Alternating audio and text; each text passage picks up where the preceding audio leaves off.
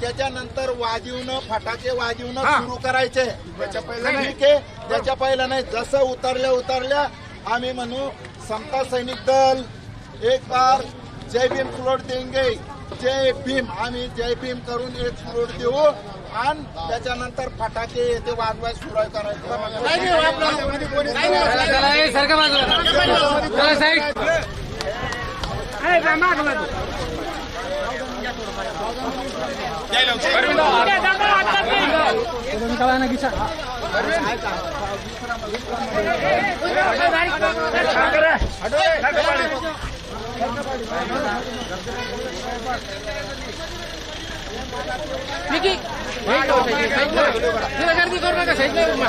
Photo साईडला म्हणा असं.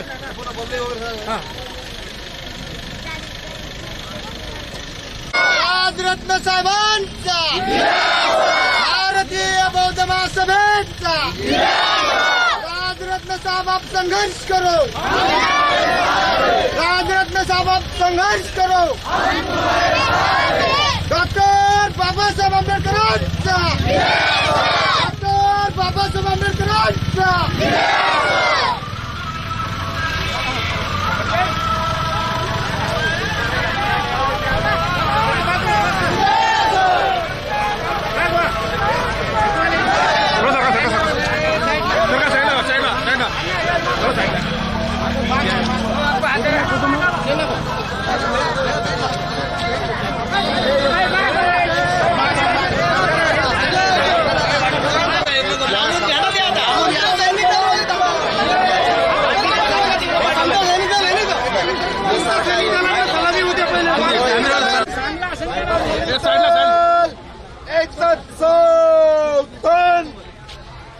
एक साथ जय भीम फ्लोट देंगे. जय भीम डॉक्टर बाबासाहेब आंबेडकर.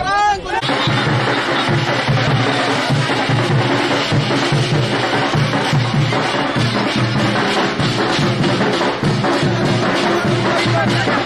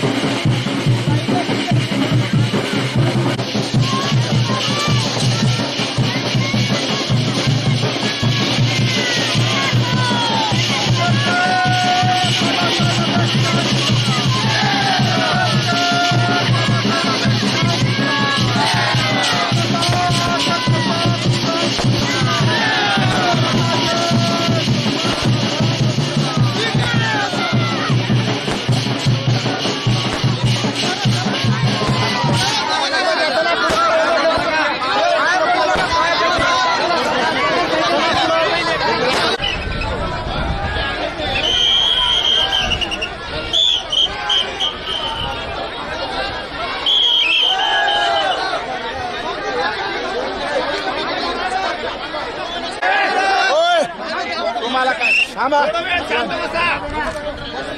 समता सैनिक दल सावधान. आता राष्ट्रीय अध्यक्ष राजमाता आंबेडकर साहेब यांच्या हातानं ध्वजारोहण होईल.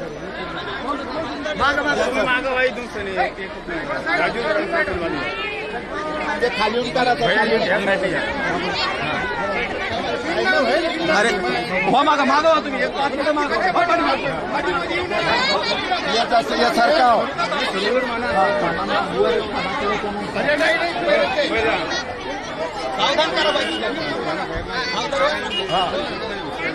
समता सैनिक दल एक साथ जय भीम सुलोट देंगे.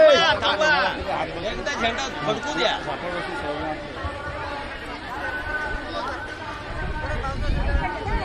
एकदा बांधणं झाल्यानंतर ऑर्डर द्या.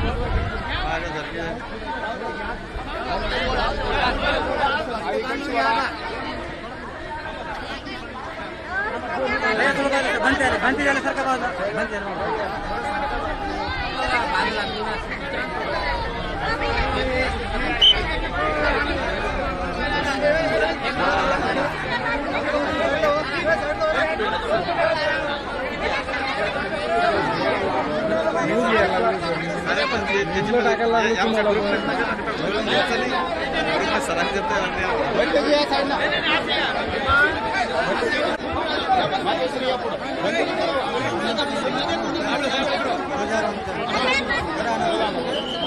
समता सैनिक दल एक साथ जय भीम सुलोट देंगे. जय भीम.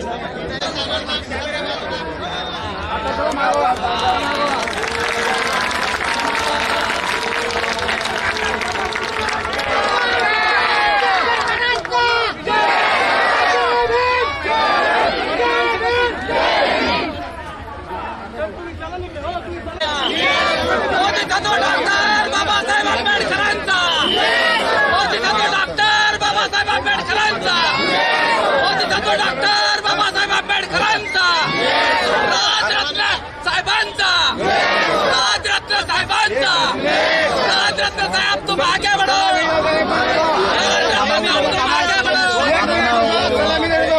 को पंचशील ध्वज को सलामी देंगे. सलामी. जय भीम. जय भीम. समता सैनिक दल विश्राम. मध्ये कोणी घ्यायचं नाही. समता सैनिक दल बनते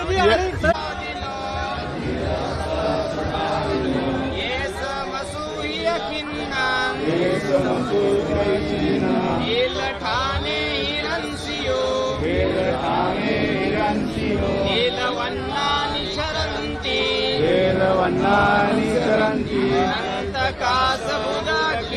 अंतकासबुदके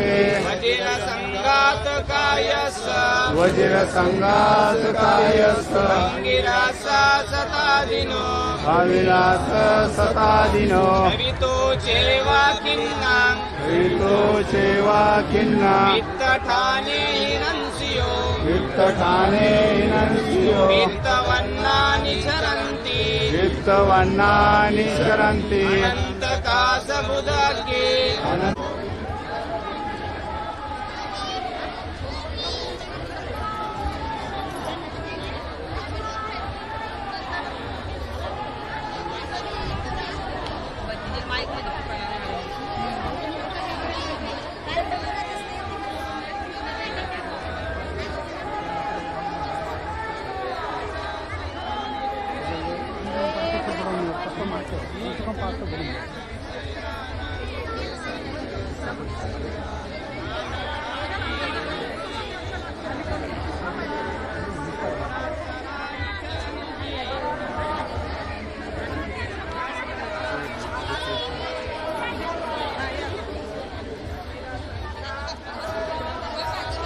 साधू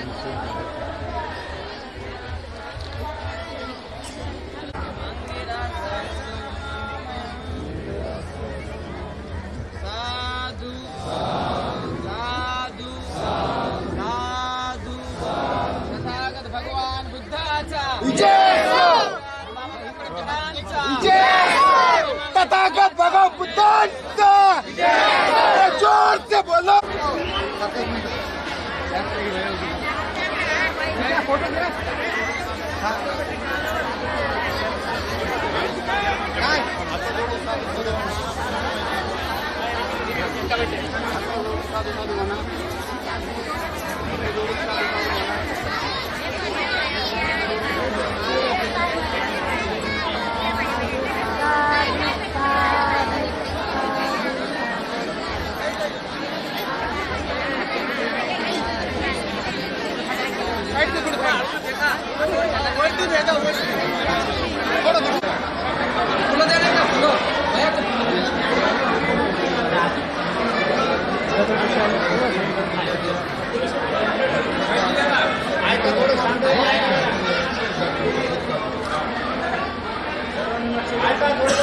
सर्वांनी शांत राहा. महाकारुणिक तथागत भगवान बुद्ध महामानव बोधिसत्व डॉक्टर बाबासाहेब आंबेडकर उपस्थित आदरणीय पूजनीय भिक्खू संघ, या भिक्खू संघामध्ये उपस्थित पूज्य महंत करुणानंद औरंगाबाद जिल्हा भिक्खू संघ अध्यक्ष भदंत मनायू, भदंत शिवलीजी, भदंत राजरत्न, भदंत रेवत आणि आदी संपूर्ण भिक्खू संघाच्या उपस्थितीमध्ये भिक्खू संघाच्या हस्ते आणि ज्यांना आपण या ठिकाणी या कार्यक्रमाला खास करून आपलं एक नेतृत्व म्हणून ज्यांना आपण या ठिकाणी निमंत्रित केलेलं आहे असे राजरत्न साहेब यांच्या हस्ते आणि भिक्खू संघाच्या हस्ते या धम्मक्रांती बुद्ध विहाराचं या ठिकाणी आजच्या दिवशी उद्घाटन होत आहे. मी भिक्खू संघाला आणि आदरणीय राजरत्न साहेबांना या ठिकाणी भिक्खू या नात्यानं सूचना करतो. उपासकांच्या वतीने त्यांना विनंती आहे की आजच्या धम्मक्रांती बुद्ध विहाराचं रितसर या ठिकाणी कापून उद्घाटन करावं.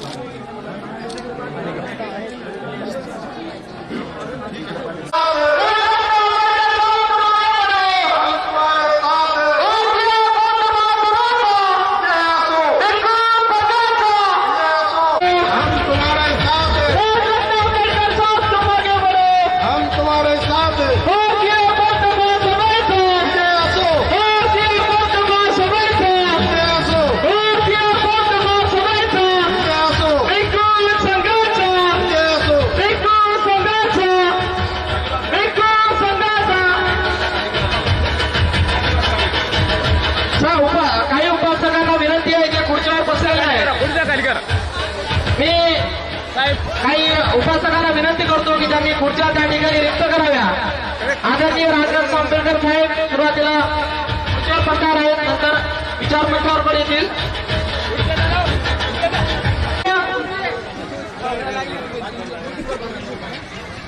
तुम्ही सर्वांनी चेअर खाली करावा. तुम्ही थांबू नका आजूबाजूला. हो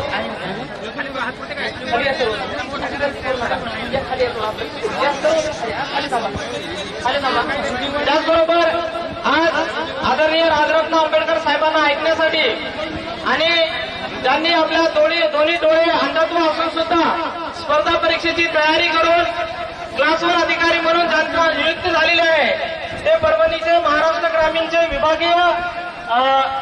विभागीय अधिकारी तसेच आजच्या खाकार्यक्रमात इथे सत्कार मूर्ती आहेत. मी जीवाजी वाघमारे साहेब यांना अशी विनंती करतो की त्यांनी विचारमंचावर त्यांना घेऊन यावं. त्याचबरोबर डॉक्टर खान साहेब यांना सुद्धा विनंती करतो की त्यांनी विचारमंचावर यावं. यांचा सत्कार आदरणीय राजरत्न साहेबांच्या हस्ते होणार आहे. त्याचबरोबर जे राजरत्न आंबेडकर साहेब आणि भारतीय बौद्ध महासभेचे सर्व प्रदेश आणि जिल्ह्याचे अध्यक्ष या सर्वांना अशी विनंती करतो की त्यांनी तथागत गौतम बुद्ध आणि डॉक्टर बाबासाहेब आंबेडकर यांचं धूप प्रज्वलनाने आपण त्यांना वंदन करूया.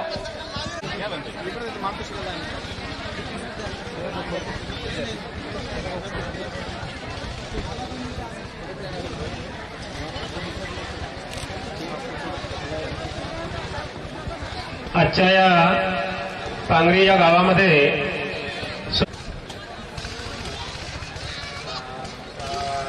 साधू साधू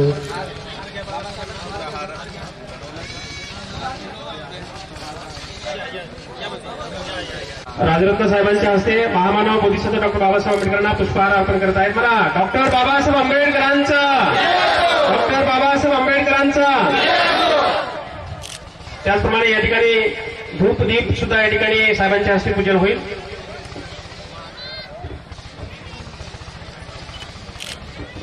पण साधू साधू साधू साधू साधू साधू साधू साधू साधू. भगवान बुद्धाचा, बौद्ध धम्माचा, बौद्ध धम्माचा, धम्मा ध्वजाचा, धम्मा ध्वजाचा, भिक्खू संघाचा, भिक्खू संघाचा.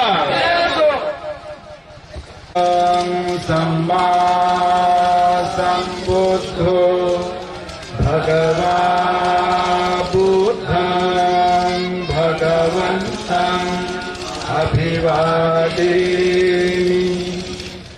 वाक्खातो भगवता धम्मो धम्मां नमामि. उपटिपन्नो भगवतो सावक संघो संघं नमामि.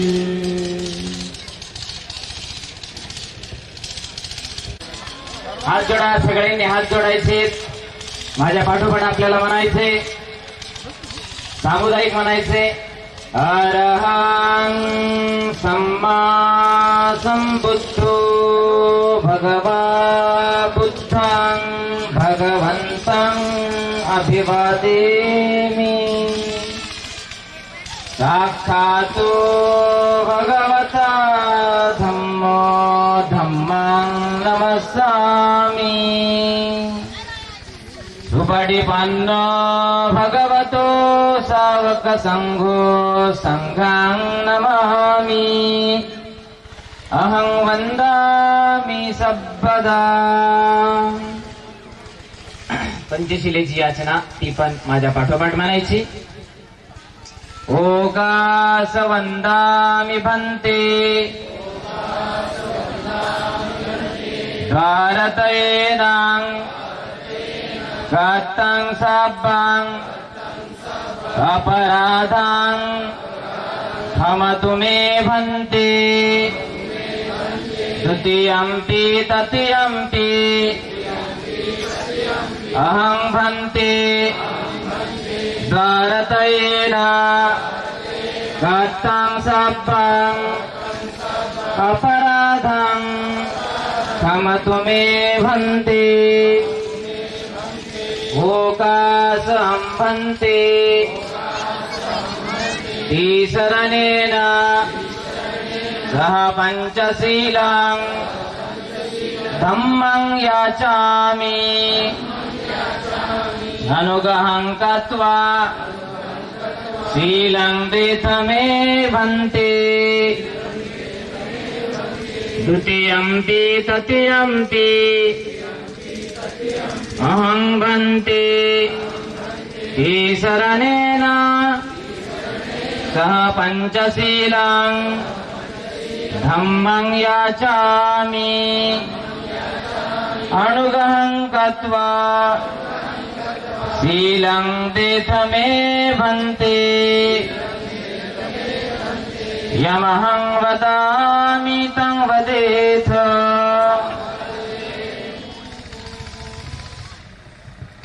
नमो तस्स भगवतो अरहतो सम्मा सम्बुद्धस्स।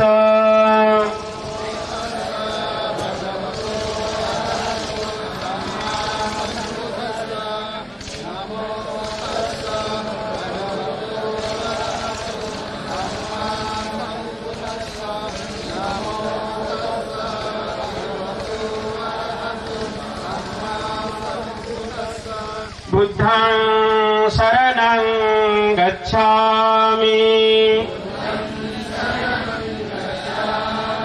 धम्मं शरणं गच्छामि संघं शरणं गच्छामि द्वितीयम्पि बुद्धं शरणं गच्छामि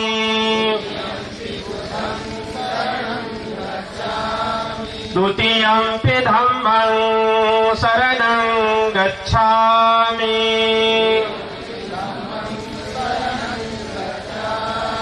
द्वितीयम्पि संघं शरणं गच्छामि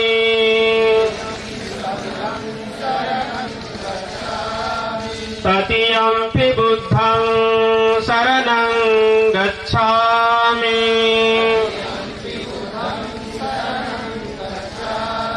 तृतीयम्पि धम्मं शरणं गच्छामि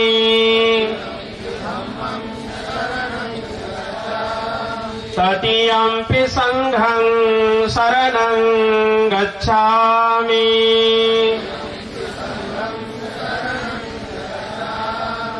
त्रिशरणागमनं सम्पूर्णं पाणातिपाता वीरमणि शिक्षापदं समादयामि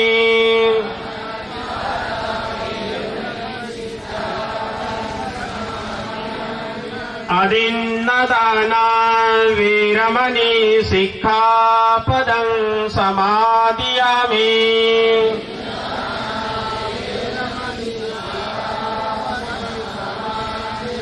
कामेषु मिच्छाचारं वीरमणि शिक्षापदं समादयामि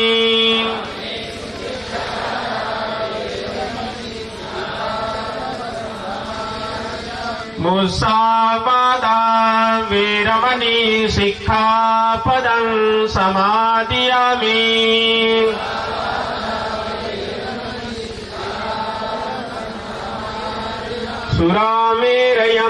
सुरामेरयमज्जपमादठाना वीरमणि सिक्खापदं समादियामि ओ बुद्धं नमामि धम्मं नमामि संघं नमामि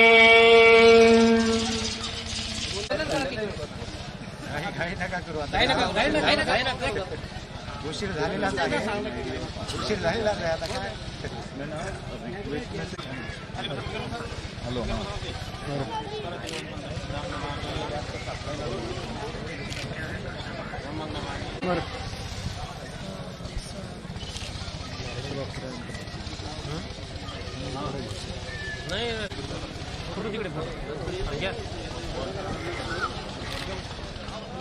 मदंत शिलानंद जालना यांचं सुद्धा त्याचबरोबर मदंत रामरत्न राजा गोलापांगरे यांचे सुद्धा पुष्पगुच्छ देऊन स्वागत केला जाईल.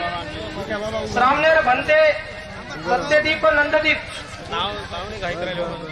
श्रामनेर बनते सत्यदीप व नंददीप यांचं सुद्धा यानंतर आजच्या विशाल साहेब तुम आगे बढ़ो राजरत्न आंबेडकर साहेब तुम आगे बढ़ो डॉक्टर बाबासाहेब आंबेडकरांचा भारतीय बौद्ध महासभेचा भिक्खू संघाचा समता सैनिक दलाचा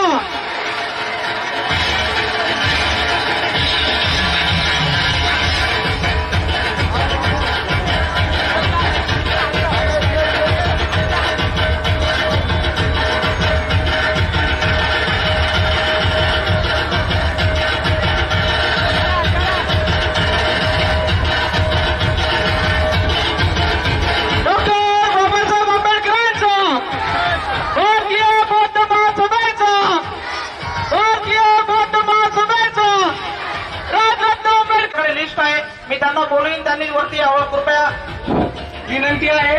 शेतकऱ्यांसाठी सेपरेट वेळ सर्व गोष्टीला गावकऱ्यांनी खूप चांगलं असं सहकार्य केलं. या ग्रामपंचायतनं सहकार्य केलं. ग्रामसभेचा ठराव घेऊन या रीत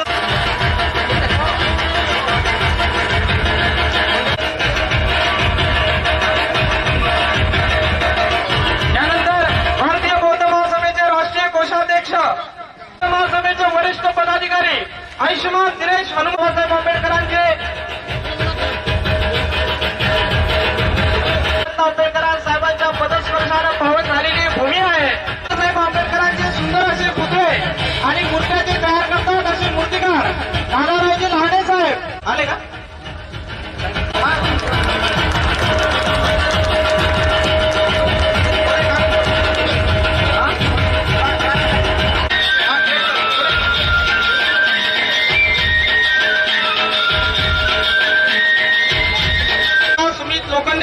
संजय शिंदे उमरत हे सुद्धा साहेबांचं स्वागत.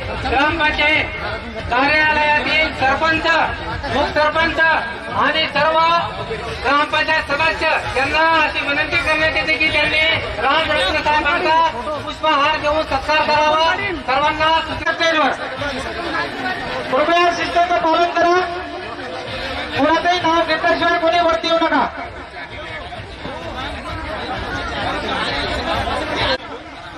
सर्वांच्या वतीने साहेबांचं आपण शब्दसुद्धाने स्वागत करूया. कार्यक्रम झाल्यानंतर सर्वांना वेळ भेटणार आहे सत्कार करण्यासाठी. तर कृपया स्टेजवर येऊ नका. सर्वांनी खाली उतरा. मित्रांनो तुम्हाला आम्हाला सर्वांना माहीत असेल या दृष्टिकोनातून आज समाजात काही घटना घडताना दिसतात. कृपया बिना परमिशन स्टेजवर येऊ नये. कृपया शिस्तीचं पालन करा. वेळ फार झालेला आहे. साहेबांना बोलायचं सुद्धा आदरणीय साहेबांना नोटाचा घालत आहे त्यांना सुद्धा विनंती आहे. त्यानंतर निवृत्ती बनसोडे प्राध्यापक निवृत्ती बनसोडे यांना सुद्धा विनंती करतो की त्यांनी सुद्धा लवकरात लवकर नोटाचा हार घालावा. या सर्व पदांचं हे वृक्ष मोठं होण्यासाठी केलेलं आहे. त्यानंतर सुनील जाधव गोलापांगरी यांना सुद्धा विनंती करतो की त्यांनी सुद्धा साहेबांना नोटाचा हार घालावा. सुनील जाधव गोरा पांगरी, त्याचबरोबर सुनील साबळे औरंगाबाद यांना सुद्धा पोलीस डिपार्टमेंट पाहुणे पांगरी लवकर या साहेब. त्याचबरोबर बाबुरावजी बोर्डे माजी शिक्षण विस्तार अधिकारी जालना यांना सुद्धा विनंती करतो की लवकरात लवकर त्यांनी विचारमंचावर यावं. तुमचे देऊन टाका. काय नाव आहे त्यांचे? सोडे सर, ठीक आहे चला. माधुरी संजय वेवळ, बाबुराव बोर्डे साहेब माजी शिक्षण विस्तार अधिकारी, चला लवकर. वेवळ साहेब कृपया बाकीच्यांनी वरती येऊ नका. त्याचबरोबर ॲडव्होकेट अर्चना मिलिंद खिल्लारे, ॲडव्होकेट अर्चना मिलिंद खिल्लारे जालना यांना सुद्धा विनंती करतो की लवकरात लवकर विचारमंचावर यावं. विनंती करतो की त्यांनी सुद्धा लवकरात लवकर साहेबांना नोटाचा हार घालावा. सिद्धार्थ सुदामराव आपले आर्थिक सहयोग देऊन आदरणीय साहेबांना नोटाचा हार या ठिकाणी अर्पण करत आहे. सर्वांचे खूप खूप धन्यवाद. खूप खूप धन्यवाद.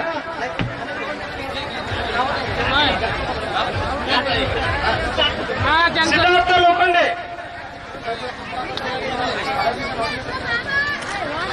इकडे बघा इकडे.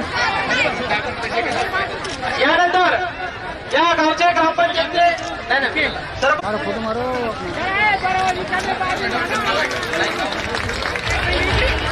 त्याचबरोबर माजी सैनिक रमेश डोसे साहेब, गावच्या काही महिला सुद्धा काही दमदान आदरणीय राजरत्न आंबेडकर.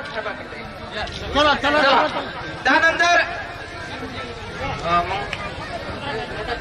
इनका होंगे पाहुणे भाकरीचे सर. त्यानंतर मारो इनकी मारो यार. नहीं अपने अपने क्रांती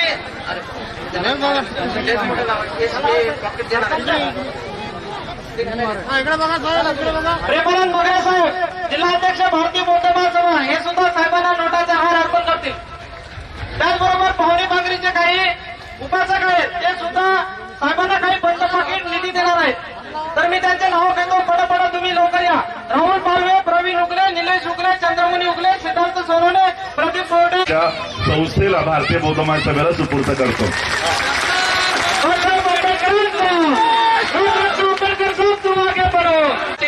बालक आणि बालिका यांच्यातर्फे राजरत्न आंबेडकर साहेबांना 51,000 रुपये दान म्हणून देण्यात येत आहे. तरी सर्वांनी त्यांचा आलेला याचे दान देऊन सर्वांना विनंती शांततेचं सहकार्य नका. जगाला शांतीचा संदेश देणारे बुलढाणा जिल्हा अध्यक्ष अनंत मिसाळ साहेब व सर्व जिल्ह्यानी भिक्खू संघ मोठ्या प्रमाणात उपस्थित आहे आपल्याला मार्गदर्शन करण्यासाठी. म्हणून या ठिकाणी मी तुम्हाला फक्त एकच विनंती करणार आहे की बाबासाहेब आंबेडकरांनी स्थापन केलेला the Buddhist society of India भारतीय बौद्ध महासभा या संस्थेचे सर्वांनी सदस्य व्हावं. सर्वांनी सदस्य होऊन भारतीय बौद्ध महासभेचे बौद्ध धर्मदीक्षा प्रमाणपत्र हस्तगत करून घ्यावे व भारतीय बौद्ध महासभेचे प्रत्येक गावामध्ये शाखेची स्थापना करून बाबासाहेब आंबेडकरांचे भारत बौद्ध मायाचे स्वप्न आपण पूर्ण करावे. मी कार्यक्रमाला खूप वेळ झालेला आहे. जास्त न बोलता मला आपल्याला साहेबांना ऐकायचं आहे. म्हणून मी जास्त न बोलता या धम्म परिषदेस उपस्थित असलेल्या सर्व उपासकांना फक्त मी सर्वप्रथम एक काव्याच्या वळी आहेत त्या सांगतो. हॅलो. आशीष से कर दोस्ती कमसिल से निघती नाही. अतिशय सर्वांना विनंती हात जोडून ती अतिशय ध्यानपूर्वक आहे. साहेबांवर आहे विशेषतः. आशीष से कर दोस्ती कमसिल से निभती नहीं. सोने की अंगठी पीतल में चुभती नहीं. सोने की अंगठी पीतल में चुभती नहीं. हे खनखंत नाणं आहे आदरणीय राजरत्न आंबेडकर साहेब. हे खनखंत नाणं आहे. आणि एवढंच या निमित्ताने बोलतो आणि यानंतर माझं प्रस्तावित भाषण संपवतो. जय भीम, नमो बुद्धाय. यानंतर मेजर कॅप्टन बाजीराव सोनवणे साहेब आपल्या 2 मिनिटांमध्ये आपलं मनोगत व्यक्त करतील. ते औरंगाबादहून आलेले आहेत. त्याचबरोबर पागोरे साहेबांचं स्वागत बोर्डे साहेब करतील अशी मी त्यांना विनंती करतो. आदरणीय विश्व शांति के प्रतीक भगवान गौतम बुद्ध, संत रविदास महाराज, छत्रपति शिवाजी महाराज, शाहू महाराज, महात्मा फुले सभी मानवों को नमन करते हुए मंच पर विराजमान पूज्य भंते शिवदा निर्माता के पर पोते डॉक्टर राजरत्न साहब, मेरे सामने बैठे हुए उपासक उपासिकाओं और यहाँ पर आए हुए आजी माजी सैनिक, अरे मैं सभी का तहे दिल से जय भीम और नमो बुद्धाय। विशाल बौद्ध धम्म परिषद की प्रोग्राम में जो आयोजित आप लोगों ने जो इस गांव ने जो काम करके दिखा,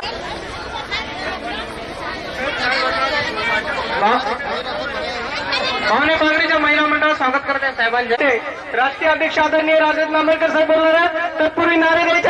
डॉक्टर बाबासाहेब आंबेडकरांचा, डॉक्टर बाबासाहेब आंबेडकरांचा, तथागत भगवान बुद्धाचा, तथागत भगवान बुद्धाचा, भिक्खू संघाचा, भिक्खू संघाचा, पंचशील ध्वजाचा, पंचशील ध्वजाचा, भारतीय बौद्ध महासभेचा, आदरणीय राजरत्न आंबेडकर साहब तुम आगे बढ़ो, राजरत्न आंबेडकर साहब तुम आगे बढ़ो। यानंतर सर्वांना मी हात जोडून विनंती करणार आहे की यानंतर आदरणीय राजरत्न आंबेडकर साहेब आपल्याला मार्गदर्शन करणार आहेत। सर्वांनी शांततेचं सहकार्य द्यायचं आहे।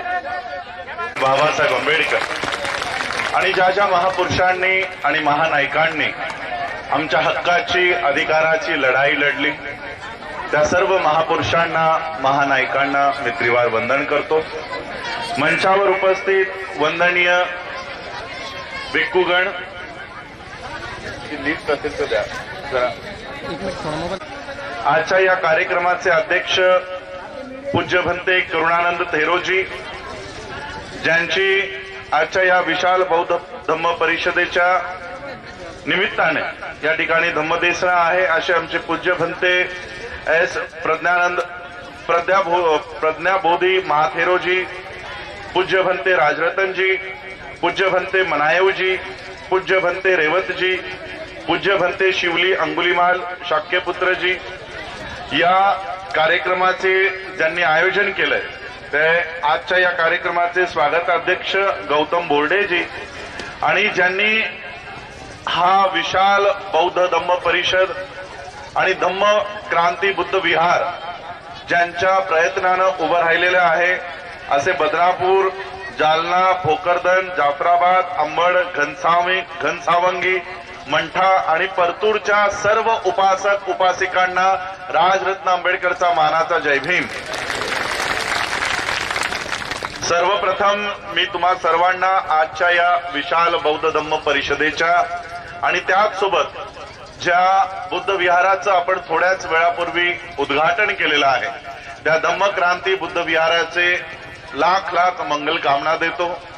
तुम्हा सर्वांचा ओढ स्वागत करण्यासाठी, फुलं देण्यासाठी, फोटो काढण्यासाठी आहे माझ्या लक्षात आहे, परंतु त्याही पुढे आम्हा लोकांना बाबासाहेब आंबेडकरांनी जो धम्म 1956 साली ज्या धम्माची ओळख आमच्या सोबत करून दिली, ज्या धम्माच्या पदरात आम्हाला बाबासाहेब आंबेडकरांनी आणलेला आहे, ज्या विशाल बौद्ध धम्मासोबत आम्हाला जोडलेला आहे, त्या धम्मामध्ये आमचं आचरण कसं असलं पाहिजे, या धम्माला आपण कसं वाढवलं पाहिजे, बाबासाहेबांची संस्था कशी वाढवली पाहिजे, बाबासाहेबांचं ध्येय आणि उद्देश कसं पूर्ण केलं पाहिजे, यावर आपल्याला जास्त लक्ष केंद्रित करणं गरजेचं आहे।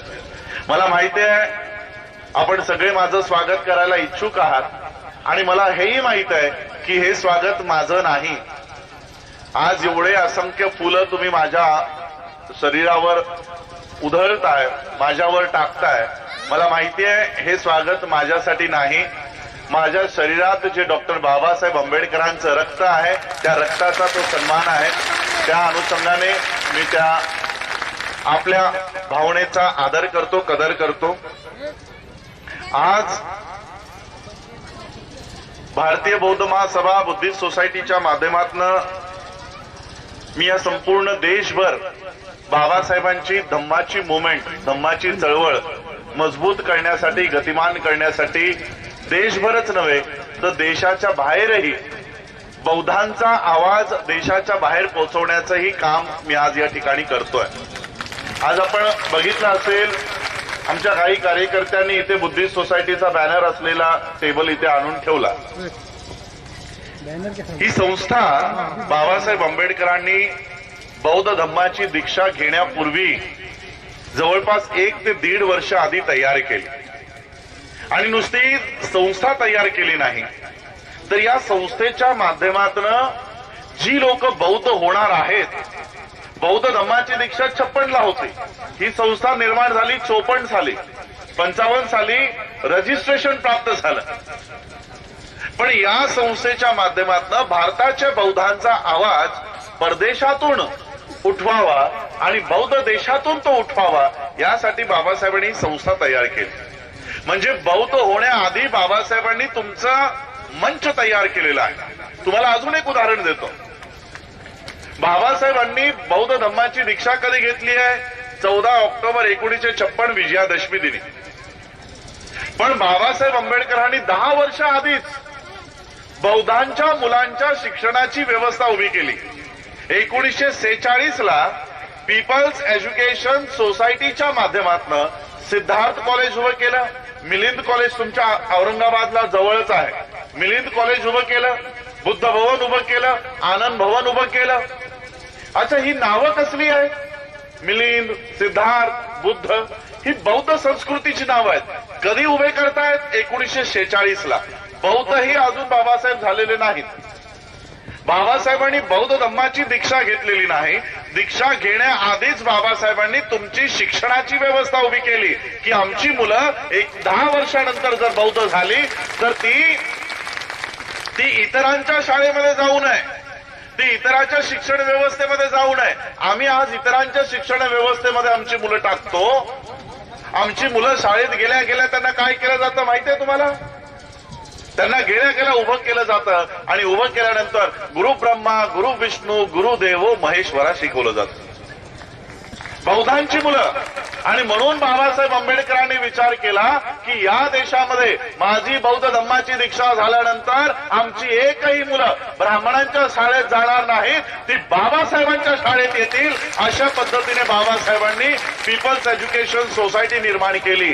तुम्हाला दीक्षा देण्याच्या 10 वर्ष आधी, दीक्षा होण्याच्या 10 वर्ष आधी बाबासाहेब तुमचं घर तयार करतायत.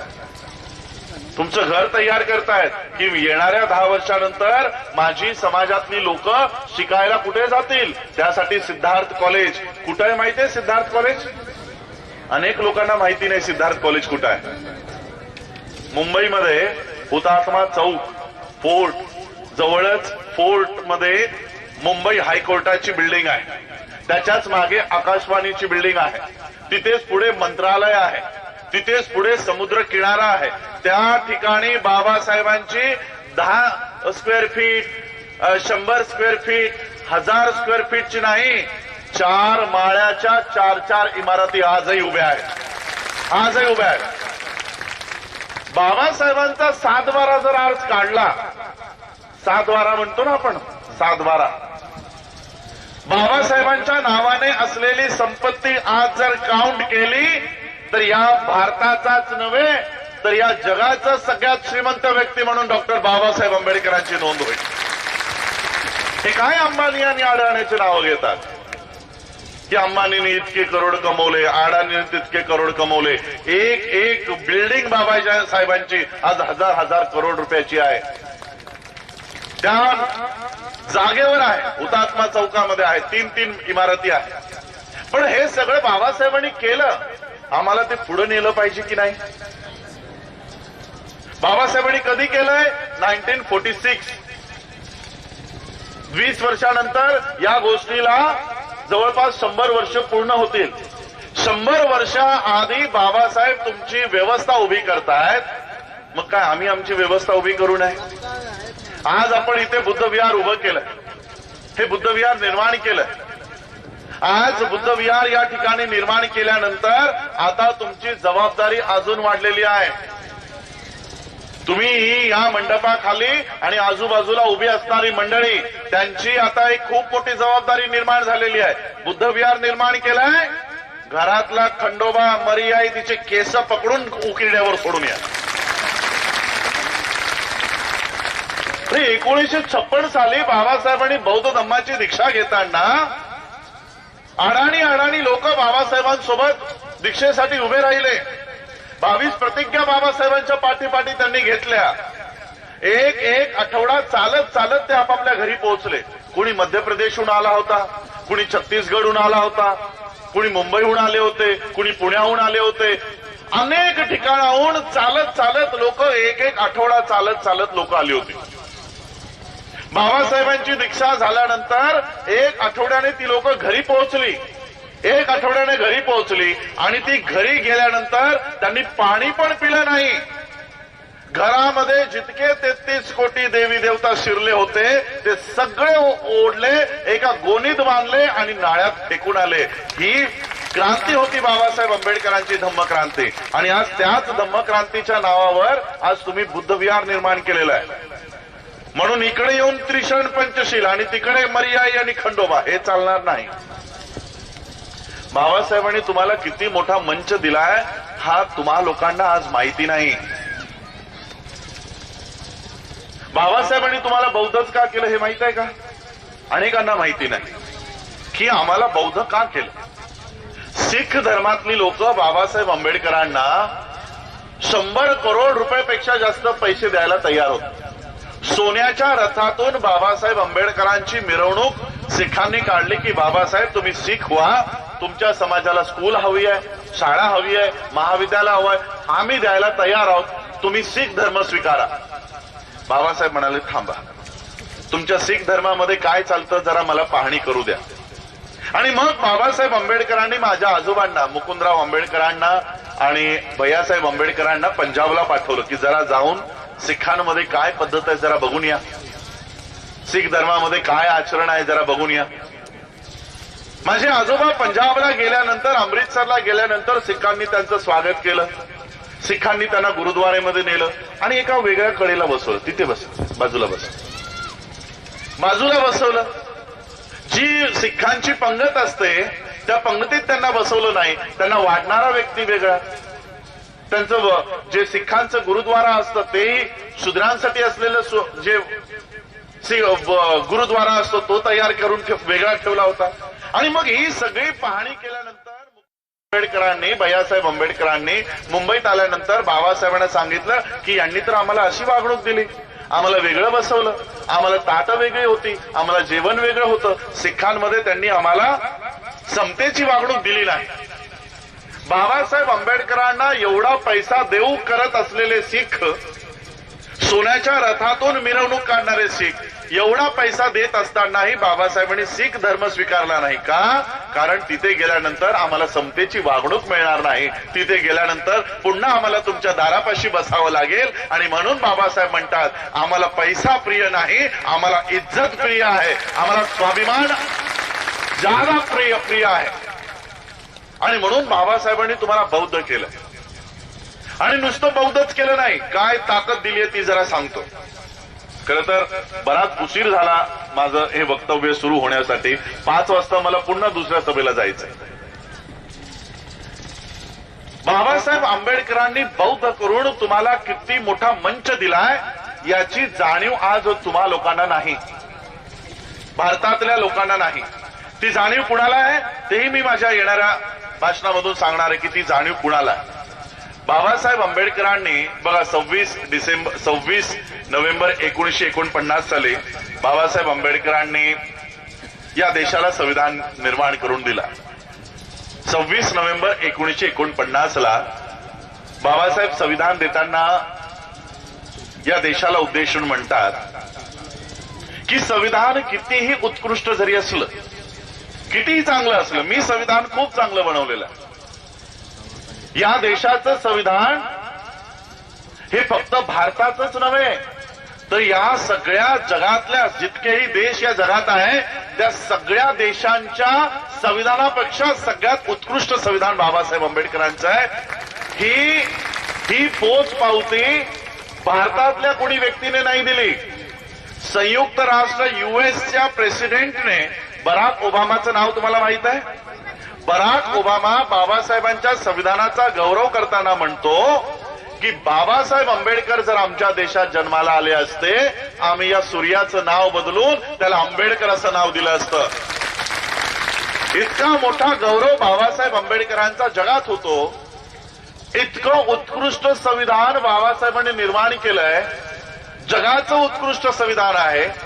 अनेक देश बाबासाहेबांचं संविधान डोळ्यासमोर ठेवून ते त्यांच्या देशाचं संविधान निर्माण करतायत. साऊथ आफ्रिका, नेपाळ, अनेक देशांनी बाबासाहेबांचा उल्लेख केलेला आहे की बाबासाहेबांच्या संविधानामुळे आम्ही आमच्या देशाचं संविधान चांगलं बनवू शकलो. पण तेच बाबासाहेब संविधानासाठी म्हणतात की संविधान कितीही उत्कृष्ट असलं, कितीही मी चांगलं बनवलं असलं, तरी त्याला चालवणारी लोक जर लायक नसतीलचा अर्थ काय? नालायक असतील. बरोबर आहे की? लायक नाही म्हणजे नालायक. बाबासाहेब काय म्हणतात? संविधान चालवणारी लोक जर नालायक असतील, संविधान तुमच्या काही कामाचं येणार नाही. आज हा संविधान कोण चालवत आहे? संविधान आपल्या सगळ्यांच्या घरात एक एक प्रत असेल, पण हा संविधान चालतो कुठून? संसदेमध्ये, पार्लमेंटमधून. जे आमदार खासदार आपण निवडून पाठवतो त्यांच्या हातामध्ये संविधान असतं आणि ते देशाला, राज्याला संविधानानुसार चालवतात. मला तुम्ही प्रामाणिकपणे सांगा, आज ज्या लोकांच्या हातामध्ये संविधान आहे ती लोक या देशाला संविधानानुसार चालवतायत. 2 वर्षापूर्वी संसदेच्या बाहेर या देशाच्या संविधानाला जाळण्यात आलं. आपण सगळ्यांनी बघितलंय, माहित आहे सगळ्यांना. नरेंद्र मोदीच्या म्हणजे या देशाच्या प्रधानमंत्र्याच्या डोळ्यासमोर देशाचं संविधान जाळलं जातं. तो प्रधानमंत्री आजही काही बोलत नाही. म्हणजे या देशाचं संविधान ज्यांच्या हातात आहे ती लोक तुमच्यासाठी कसलेही अधिकार द्यायला तयार नाही. ही गोष्ट बाबासाहेबांनी ओळखली. बाबासाहेब आंबेडकर संविधान देत असताना म्हणतात की संविधान तर मी चांगला केला आहे, पण ज्यांच्या हातामध्ये आहे, ज्यांच्या हातामध्ये मी देतोय, ती लोक नालायक आहेत. ती लोक माझ्या लोकांना न्याय देणार नाही. मग अशा व्यवस्थेमध्ये, अशा अवस्थेमध्ये माझ्या लोकांना न्याय कोण देईल? माझ्या पश्चात, माझ्या नंतर माझ्या समाजावर जर कोणी अन्याय केला, अत्याचार केला, मग यांच्या पाठीशी कोण उभा राहील?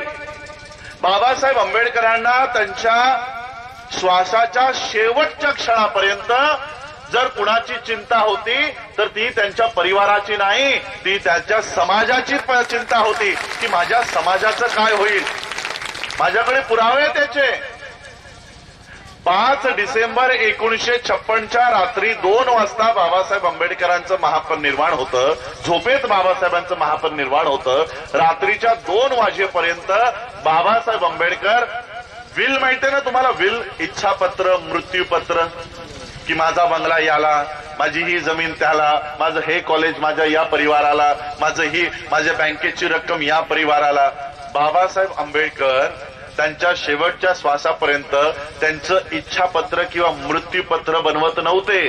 माझ्या नंतर माझा समाज बौद्ध धम्माचं कसं आचरण करेल यासाठी बुद्ध आणि त्यांचा धम्म हा ग्रंथ लिहित बसले होते. तुमच्यासाठी की माझ्या नंतर या लोकांनी बौद्ध धम्माचं कसं आचरण केलं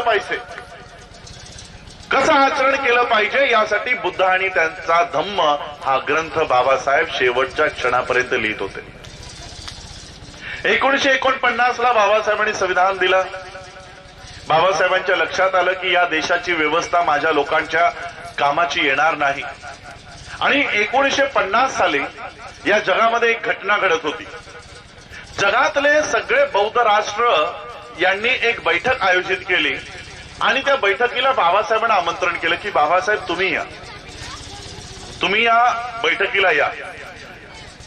27 बौद्ध देशांनी 1950 साली श्रीलंकेमध्ये बौद्ध देशांची एक बैठक बोलावली.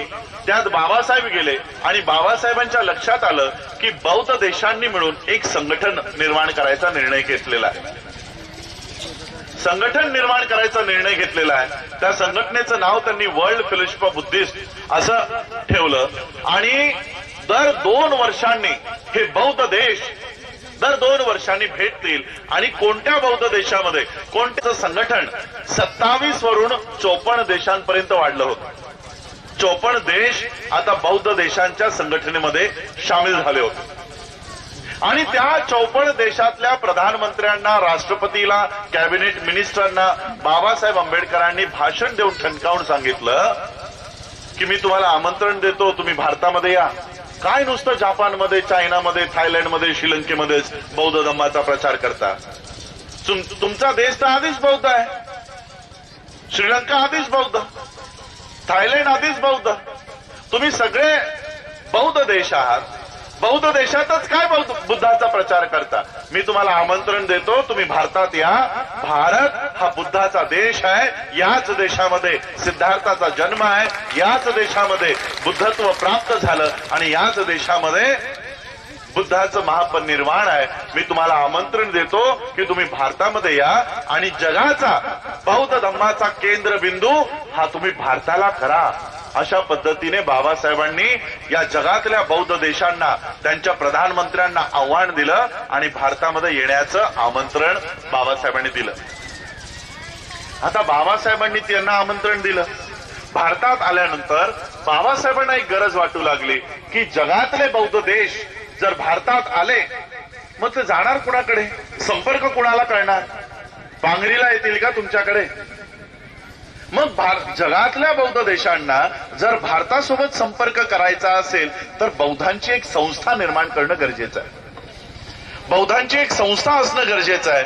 आणि मग बाबासाहेब आंबेडकरांनी the Buddhist society of India, भारतीय बौद्ध महासभा, जिचा बोर्ड आता इथे होता, जिचं नाव इथे लिहिलेलं आहे, ही संस्था बाबासाहेबांनी त्या काळात तयार केली. 1954 साली भारतात आल्यानंतर या संस्थेचं गठन बाबासाहेबांनी केलं आणि जगातल्या बौद्ध देशांना सांगितलं की तुम्हाला जर भारतासोबत संपर्क करायचा असेल तर मी या देशामध्ये ही संस्था निर्माण केलेली आहे. या संस्थेसोबत संपर्क करा. मी या भारतातल्या बौद्धांना तुमच्यासोबत जोडण्याचं काम बाबासाहेब आंबेडकर करतील. अशा पद्धतीने बाबासाहेबांनी बौद्ध देशांना ठणकावून सांगितलं. 1955 ही संस्था निर्माण झाली आणि 56 बाबासाहेबांनी बौद्ध धम्म दीक्षेचा सोहळा, धम्म दीक्षा कार्यक्रम आयोजित केला. काही लोकांना वाटतं भारतापुरता मर्यादित होता. नागपूरला झाला, महाराष्ट्राचा कार्यक्रम होता. हा कार्यक्रम नागपूरचा, महाराष्ट्राचा किंवा भारताचा कार्यक्रम नव्हता. आज ज्या पद्धतीने बौद्ध भिक्खू या ठिकाणी बसलेले आहेत, बाबासाहेबांनाही बौद्ध धम्माची दीक्षा देण्यासाठी बौद्ध भिक्खू या देशात आले. बर्मा या देशाहून महास्तवीर चंद्रमणी हे बौद्ध भिक्षू या देशामध्ये आले आणि बाबासाहेब आंबेडकरांना बौद्ध धम्माची दीक्षा देण्याचं काम भारतातल्या भंतेजींनी नाही, जगातल्या भंतेंनी बाबासाहेबांना बौद्ध धम्माची दीक्षा दिली. आणि जगातले जितकेही अँबॅसेडर्स आहेत त्या सगळ्या अँबॅसेडर्सने बाबासाहेबांना धम्मदीक्षाच्या मंगल कामना तार करून पाठवून दिली. काही देशाचे राजदूत बाबासाहेबांसोबत बसून तो धम्मदीक्षाचा सोहळा बघत होते. म्हणजे तुमचा जो धम्मदीक्षाचा सोहळा झाला हा नागपूरपुरता, महाराष्ट्रापुरता किंवा भारतापुरता मर्यादित नव्हता. तो आंतरराष्ट्रीय दर्जावरून तुम्हा सगळ्यांना, सगळे बौद्ध देश बघत होते की इतक्या मोठ्या संख्येने ही लोक बौद्ध धम्मामध्ये येत आहेत. 1956 बाबासाहेब आंबेडकरांची बौद्ध धम्माची दीक्षा झाल्यानंतर बाबासाहेब पुन्हा वर्ल्ड फेलोशिप ऑफ बुद्धिस्टच्या कॉन्फरन्सला गेले. 54 देशांपासून 1956 या बौद्ध देशांची संख्या वाढून 72 देशांपर्यंत झाली. किती? 72 देश. आणि 72 देशांनी मिळून बाबासाहेब आंबेडकरांचा वर्ल्ड फेलोशिप ऑफ बुद्धिस्टच्या कार्यक्रमामध्ये गौरव केला. आणि गौरव केल्यानंतर बाबासाहेब आंबेडकरांना बोधिसत्व ही पदवी जिवंतपणे बाबासाहेबांना बहाल केली. जगातल्या बौद्धांनी बाबासाहेबांना बोधिसत्व दिलं. 1956च्या वर्ल्ड फेलोशिप ऑफ बुद्धिस्टच्या प्रेसिडेंट त्यांचा ठराव आहे.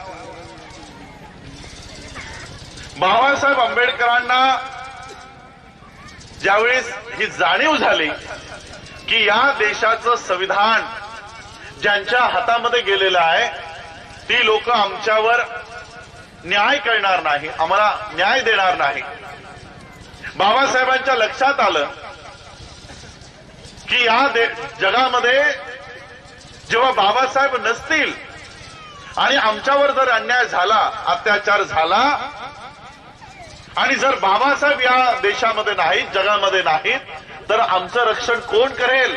म्हणून जाता जाता बाबासाहेब तुम्हाला या बुद्धाच्या ओंजळीत टाकून गेले की तुमच्यावर जर अन्याय झाला, अत्याचार झाला, तर हा बुद्ध तुमच्या पाठीशी खंबीरपणे उभा राहील. बाबासाहेबांनी जगासोबत तुमचं नातं जोडलंय. जगासोबत काय म्हणून जोडलंय? काय म्हणून जोडलंय? महार म्हणून जोडलं का? मातंग म्हणून जोडलं का? चांभार म्हणून जोडलंय का? बौद्ध म्हणून जोडलं. बौद्ध म्हणून बाबासाहेबांनी तुम्हाला जगासोबत जोडलेलं आहे. पण आज आम्ही बौद्ध व्हायला तयार नाही, बौद्ध धम्माच्या चळवळीत यायला तयार नाही. आमची मुलं, आमचा युवा, हा युवा राजकारणाचे झेंडे आपल्या खांद्यावर घेतो. पॉलिटिक्समध्ये, राजकारणामध्ये इलेक्शन्स आले की या पार्टीचा प्रचार, त्या पार्टीचा प्रचार, अशा पद्धतीने आम्ही राजकारणाचे झेंडे आपल्या खांद्यावर घेतलेत. तुमचे राजकारणाचे झेंडे आज बघा महाराष्ट्रामध्ये सत्ता कुणाची आहे? शिवसेनेची. शिवसेनेचा झेंडा महाराष्ट्राच्या बाहेर आहे का? आहे का? नाही. हे तुमचे राजकारणाचे झेंडे तुमच्या राज्याच्या बाहेर नाहीत. राजकारणातले झेंडे तुमच्या राज्याच्या बाहेर नाही. तो जो धम्मध्वज फडकतोय, हा धम्मध्वज आज 128 देशांचा ध्वज आहे. हे राज्यापुरते झेंडे आपल्या खांद्यावर घेऊन मिरवण्यापेक्षा हा 128 देशांवर फडकणारा ध्वज आपल्या खांद्यावर घ्या आणि धम्माच्या माध्यमातून या देशामध्ये चळवळ उभी करा. ज्या दिवशी धम्माच्या माध्यमातून या देशात चळवळ उभी होईल, राजकारण तुमच्या पाठीपाठी चालत येईल. 0.4% जैन आहेत या देशामध्ये. किती? 0.4% जैन समाजाची लोक आहेत. निवडणुका लागल्या की या देशाचा प्रधानमंत्री नरेंद्र मोदी त्या उघड्या नागड्या बाबांचे पाय पडत असतो. बघितलेत आपण? बघतो की आपण जैन मुनी ते कपडे घालत नाही.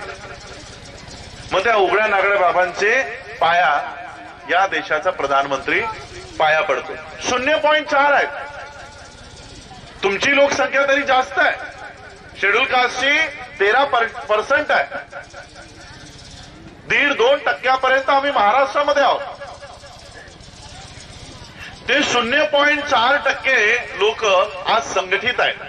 त्यांच्या धर्माला मानतात, त्या पद्धतीने प्रगती करतात, त्या पथावर चालतात. म्हणून या देशाचा प्रधानमंत्री त्यांच्या पाया पडायला जातो. आम्ही बौद्ध 2%, 5% पर्यंत असून पण आम्ही बौद्ध धम्माचं आचरण करत नाही.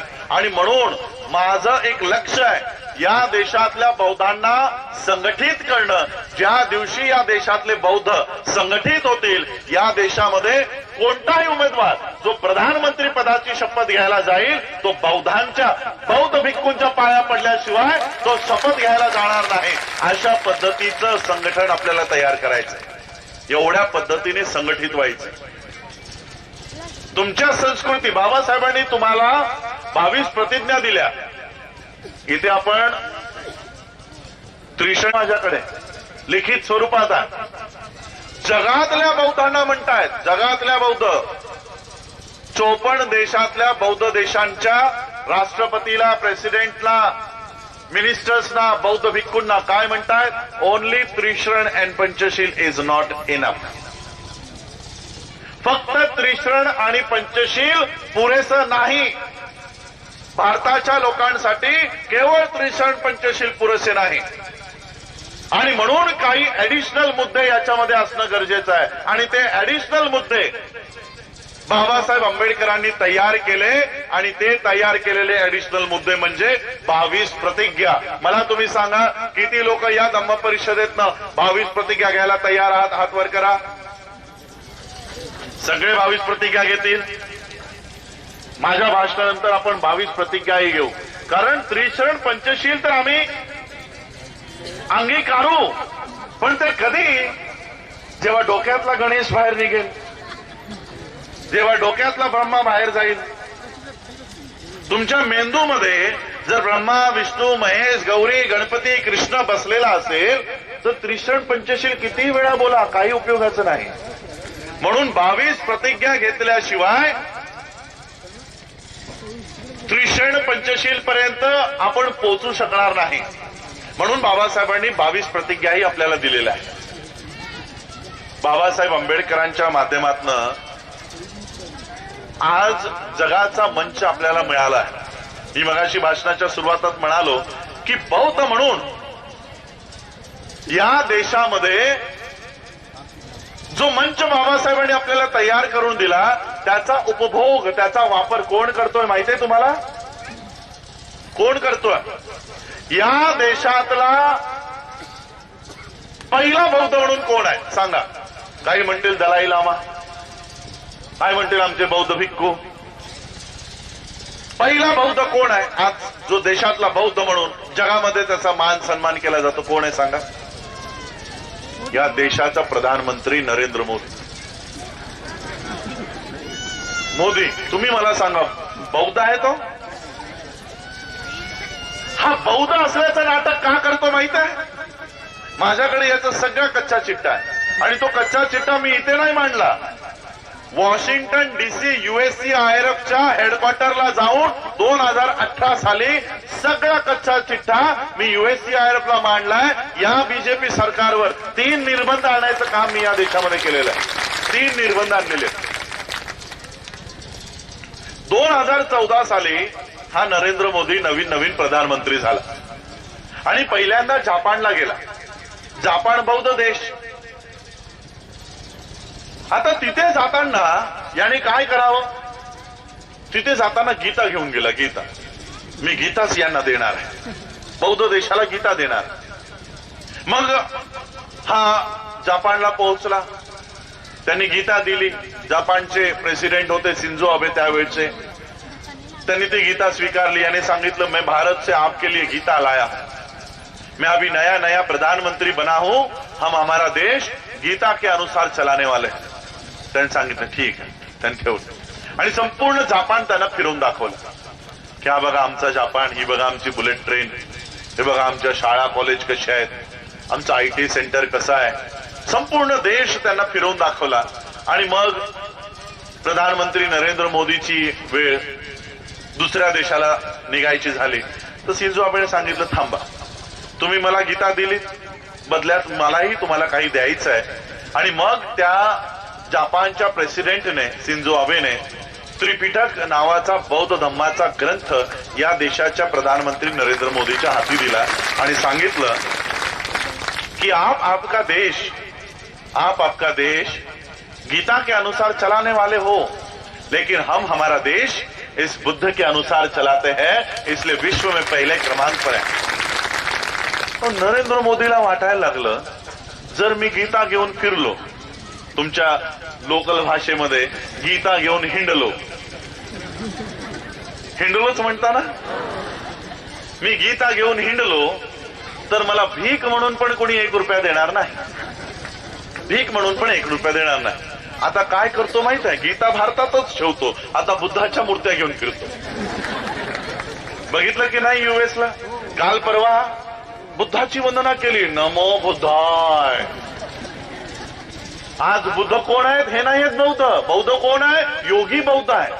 योगी बौद्ध भिक्षुक आहे. जगामध्ये बौद्ध भिक्खू कोण? योगी.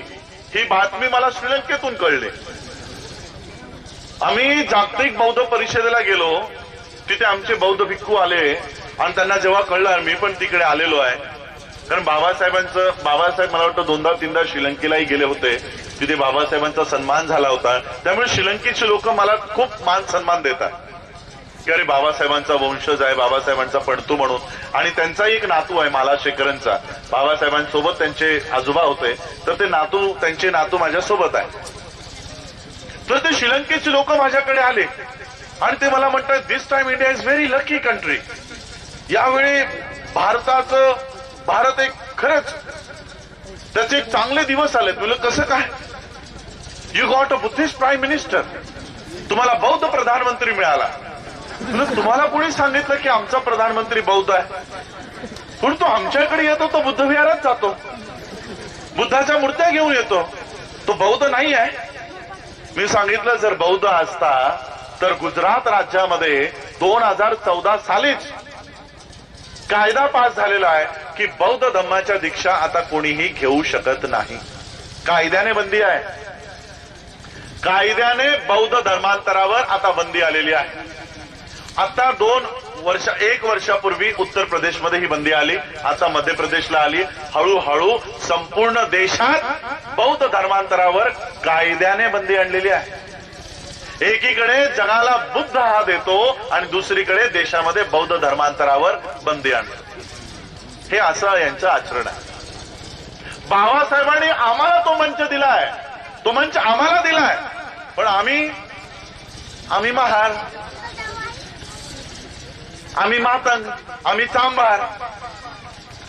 एवढा मोठा मंच बाबासाहेबांनी आम्हाला दिलाय, तिकडं आमचं ढुंकूनही लक्षण जात नाही, आम्ही तिकडे बघतही नाही. एवढा मोठा मंच दिला असताना आमचं लक्ष मंदिरावर, देवावर, आणि सगळा तुमचे अधिकार हा नरेंद्र मोदी, योगी हे सगळे हिसकावून खात आहेत. त्या श्रीलंकेचे बनतेजीने आम्हाला सांगितलं की उत्तर प्रदेशमध्ये एका बौद्ध भिक्खूला सीएम बनवलंय. हे खरं आहे का? म्हणजे तुम्हाला कोणी सांगितलं की बौद्ध भिक्खू आहे तो म्हणून? तोही काशाय वस्त्र घालतो, बघा त्याचेही वस्त्र काशाय वस्त्र आहे. आता हिंदूंचे बाबा, हिंदूंचे जे बडजी काय पंडित म्हणतात ते डोक्यावर शेंडी ठेवतात की नाही? योगीला बघितलंय तुम्ही निरखून, त्याच्या डोक्यावर शेंडी नाही, डोक्यावर शेंडी नसते. लोकांना काय वाटतं हा बौद्ध भिक्खू आहे. भारताच्या बाहेर जेवढेही बौद्ध देश आहेत त्यांना वाटतं हा बौद्ध भिक्खू आहे आणि हाही सगळ्यांना बुद्ध मूर्त्या देतो. फ्रान्सहून एक डेलिगेशन लखनौला आलं. आता लखनौला आल्यानंतर, युपीला आल्यानंतर ब्राह्मणी व्यवस्थेला मिळवतात. ही सगळी व्यवस्था बाबासाहेबांनी तुम्हाला दिली, पण त्या व्यवस्थेकडे आमचं ढुंकून लक्ष नाही. आमची अवस्था कशी झाली माहित आहे? आमचे कार्यकर्ते आहेत. वैभवने मला एक कहाणी सांगितली होती, साहेब माझी कहाणी तुम्ही तुमच्या भाषणातून सांगत जा. ठीक आहे, सांगत जाईल. आमची अवस्था कशी झाली माहिती आहे? एक छोटीशी कहाणी सांगतो जी आमच्या वैभवने मला सांगितली. एका शेणाच्या गोळ्यावर काही माशा बसलेल्या असतात. आता त्या माशांचा जन्म त्याच शेणावर झाला. त्यांचं आयुष्य म्हणजे काय? त्याच शेणावर बसायचं, तेच शेण खायचं आणि त्याच्यावरच झोपायचं, एवढंच त्यांचं जीवन. त्या शेणाला सोडून ते कधीही कुठे गेलेले नव्हते. एके दिवशी काही माशा तिकडून उडत जात असतात. त्या बघतात, अरे हे आमचे बांधव, हे आमची भाव, सगळी लोक, ही आमच्या माशा या घाणेरड्या शेणावर बसलेत आणि ते घाणेरडं शेण खातायत आणि त्याच्यात आनंद येतो यांना, घाणेरडं शेण खाण्यात. त्या खाली उतरल्या. बाकीच्या त्या शेण खाणाऱ्या माशांना म्हणाल्या, रे हे काय खाता घाणेरडं? आम्ही ज्या बागेत राहतो, ज्या बगीचेत राहतो, त्या बागेमध्ये फळं आहेत, चांगली फळं आहेत, फुलं आहेत. तुम्ही त्या बागेत या, त्या बागेमध्ये राहा, तिकडचं रस प्या, तिकडचं मध प्या, हे घाणेरडं शेण का खाता? आता त्या शेणावर बसलेल्या माशांनी कधी बाग बघितलीच नव्हती, बाग ऐकलीच नव्हती. ते म्हणतात, आम्ही तर कधी अशी बाग ऐकली नाही, बघितली नाही, आम्ही काय तुमच्या सोबत येत नाही, आम्ही आमचं शेण सोडून येणार नाही. त्या बाकीच्या माशा म्हणाल्या, अरे खरंच तिथे बाग आहे, तुम्ही आमच्या सोबत या. त्या बाकीच्या माशांना वाटलं, आम्ही जर आमचं शेण सोडलं आणि याच्यावर दुसऱ्याच माशा येऊन बसल्या तर आमचं शेणही जाईल. नको बाबा, आम्ही तुमच्या बागेत येत नाही, आमचं शेणही जाईल. तर बाकीच्या माशा म्हणाल्या, अरे परत शेणावर यायची गरज नाही, तुम्ही त्या बागेत राहा, तिथे असंख्य फळं आहेत, असंख्य फुलं आहेत, कधी संपणार नाहीत, तुम्ही तिकडे येऊन राहा. तर त्यातल्या 2 माशा जरा समजूतदार होत्या. त्या म्हणाल्या, ठीक आहे, आता एवढं बोलताय तर आम्ही बघायला येतो, बघतो तरी की तुमची बाग कशी असते, फळं काय असतात, फुलं काय असतात, जरा बघतो आम्ही. म्हणून त्या 2 माशा बाकीच्या माशांसोबत उडाल्या. बाकीच्या माशा शेणावरच थांबल्या. त्या 2 माश्या थोड्या वेळामध्ये बागेत आल्या. बागेत आल्यानंतर बघतायत तर काय, सगळीकडे फळं लागलीत, फुलं लागलीत. त्या माश्या कसलाही विचार न करता फळांवर बसल्या, फुलांवर बसल्या, त्याचं रस पिलं. त्याचं रस, त्याचं मध प्राशन केल्यानंतर, त्यांचं पोट भरल्यानंतर त्यांना त्यांच्या शेणावरच्या माशांची आठवण झाली. अरे, आमचे बांधव तर तिथेच राहिलेत. हे मध पिण्यासाठी, ह्या बागेत राहण्यासाठी त्यांना इकडे आणलं पाहिजे. म्हणून या 2 माश्या परत उडत उडत त्या शेणावर आल्या आणि शेणावरच्या माशांना सांगितलं की तिथे खरंच बाग आहे, तिथे खरंच फळं आहेत, फुलं आहेत. आजपासून आपण हे शेण खायचं सोडायचं आणि आपण त्या बागेमध्ये राहायला जायचं. आता त्या बाकीच्या माश्या, शेणावरच्या माश्या, त्यांच्या मनामध्ये परत शंका होती की तिकडे गेल्यानंतर फळं संपली तर, फुलं संपली तर. असं आमच्या पण मनामध्ये आहे. बौद्ध लिहिलं तर आमचं आरक्षण जाईल, आमचं स्कॉलरशिप गेली तर, आमच्या नोकऱ्या गेल्या तर. नको बाबा, हिंदू महाराज बरं आहे, आमचं शेणच बरं आहे. बौद्ध धम्माच्या बागेत काही जायचं नाही. पण त्या माश्या, 2 माश्या म्हणाल्या, अरे बाबा तुम्ही तिथे या, खूप फळं आहेत, खूप फुलं आहेत, कधी तुमचे फळं संपणार नाही, फुलं संपणार नाही. एवढी मोठी तिथे बाग आहे, आजपासून या शेणावर आपण राहायचं नाही. तर आता बाकीच्या माश्या तर म्हणतात, आता या दोघं तर आमच्यापैकीच आहेत, खरंच बोलत असते. पण तिथे गेल्यानंतर समजा आपल्याला कोणी बागेत घेतलं नाही तर, तरी त्यांच्या मनामध्ये शंका. मग आपण एक काम करूया, थोडं थोडं शेण, तुमच्या गावच्या भाषेमध्ये म्हणतात शिदोरी, तर थोडं थोडं शेण आपण शिदोरी म्हणून घेऊनच जाऊया. म्हणून बाकी सगळ्या माशांनी काय केलं, एक एक शेणाचा गोळा आपल्या तोंडामध्ये कोंबला आणि त्या बागेचा रस प्यायला निघाल्या. थोड्या वेळामध्ये त्या बागेत आल्या. बागेत येऊन बघतात तर काय, सगळीकडे फळं लागलीत, फुलं लागलीत. एकाही क्षणाचा विलंब न करता त्या फळांवर बसल्या, फुलांवर बसल्या आणि ते रस प्यायला त्यांनी सुरुवात केली. जसंही रस त्यांच्या पोटामध्ये गेलं, तोंडामध्ये गेलं, त्यांना घाणेरडी चव लागली. शी म्हणे, किती घाणेरडं रस आहे, किती घाणेरडं मध आहे, त्यापेक्षा आमचं शेण चांगलं होतं. त्या माश्या 2 बाकीच्या म्हणाल्या, एक काम करा, कदाचित तुम्हाला सडकं फळ आलं असेल, दुसऱ्या फळावर बसा. त्या दुसऱ्या फळावर बसल्या, दुसऱ्या फळाचं मध प्यायला सुरुवात केली. परत सुरुवात केल्यानंतर त्यांना घाणेरडी चव लागली. शी म्हणे, किती घाणेरडं मध आहे, ह्यापेक्षा आमचं शेण चांगलं होतं. त्या 2 माशांपैकी एक माशी पुढे आली आणि ती म्हणते, जरा एक काम करा, आपली तोंड उघडा.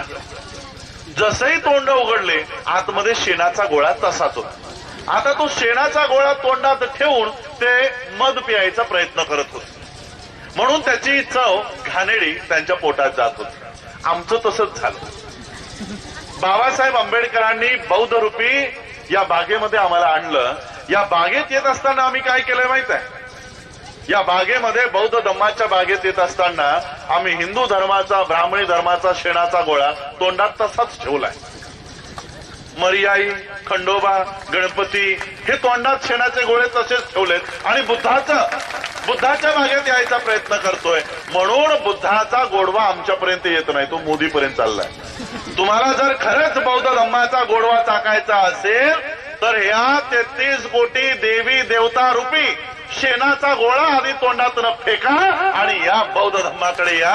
बघा, या बौद्ध धम्माचा गोडवा तुमच्या पिढ्यानपिढ्यांपर्यंत या बौद्ध धम्मामध्ये एवढी फळं आहेत, एवढी फुलं आहेत की तुमच्या असंख्य पिढ्या या धम्मामध्ये आल्यानंतर याचा रस कधीही आटणार नाही, याचा मध कधीही सुकणार नाही. एवढा मध बाबासाहेबांनी तुमच्या ओंजळीत, तुमच्या ओटीत टाकलेला आहे. आज या देशामध्ये गणना सुरू झालेली आहे. महाराष्ट्र शासनाच्या वतीने GR आलेला आहे शाळांना. आता मला सांगा, महाराष्ट्र सरकार तुमचं आहे का? GR जर काढेल तर तुमच्या बाजूने काढेल की ब्राह्मणी व्यवस्थेच्या बाजूने काढेल? काय GR काढलाय माहित आहे? ही तुमची ही मुलं शाळेमध्ये ऍडमिशन घेत असताना या बौद्धांच्या जाती लिहा. काय सांगितलंय? बौद्धांच्या जाती लिहा. मी इकडे शिकलेली लोक, अडाणी लोक सगळ्यांना प्रश्न विचारतो, बौद्ध धम्मात किती जाती येतात? एकही नाही. या बौद्ध धम्मात जाती येत नाही म्हणून तर बाबासाहेबांनी तुम्हाला बौद्ध केलं. या बौद्ध धम्मात जर जाती असत्या तर या बौद्ध धम्माची ही दीक्षा बाबासाहेबांनी घेतली नसती. बौद्ध धम्मात जाती नाहीत म्हणून तर बाबासाहेबांनी तुम्हाला बौद्ध केलं की इकडे या, इथे तुम्ही महार नाही, मातंग नाही, चांभार नाही, ढोर नाही, साळी नाही, कोळी नाही, माळी नाही, तेली नाही. इथे कोण? तर इथे फक्त बौद्ध म्हणून आहात आणि बौद्ध म्हणून इथे तुमचा सन्मान केला जाईल. कुणाची जात, कुणाचा कुळ, कुणाचा वंश विचारला जाणार नाही. अशा पद्धतीने बौद्ध तुम्हाला केलं. हे सरकार म्हणतंय बौद्धांच्या जाती लिहा, बौद्धांच्या जाती लिहा. ज्या दिवशी तुमच्या धम्मामध्ये जाती निर्माण होतील हाही धर्म या देशातून लोप पावेल. कळतंय तुम्हाला धम्म कसा नष्ट करायचा प्रयत्न सुरू आहे? गेल्या 2500 वर्षापासून या धम्मावर आघात सुरू आहे. बुद्धाच्या धम्मावर आघात सुरू आहेत. बुद्धगया कुणी कुणी बघितलंय? सगळ्यांनी बघितलंय. हे कुठे होतं माहित आहे? कुठे होतं? जमिनीच्या खाली. जमिनीच्या खाली एक इंग्रज अधिकारी घोड्यावर बसून तिकडे पाहणी करत असताना त्याच्या घोड्याच्या पायाला काहीतरी लागलं म्हणून तो घोडा बिथरला.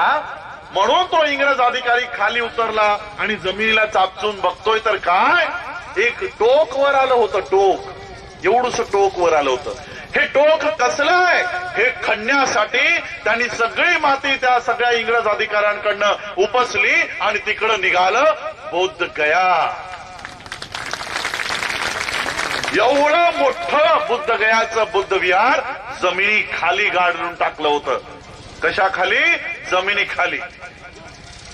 गेल्या 2500 वर्षापासून या बुद्धाच्या धम्माला लपवण्यासाठी, या बुद्धाच्या धम्माला मिटवण्यासाठी या देशातील ब्राह्मणी व्यवस्था आजपर्यंत काम करते, आजपर्यंत षडयंत्र करते. पण बुद्धाचा धम्म पण बघा कसला अजब धम्म आहे.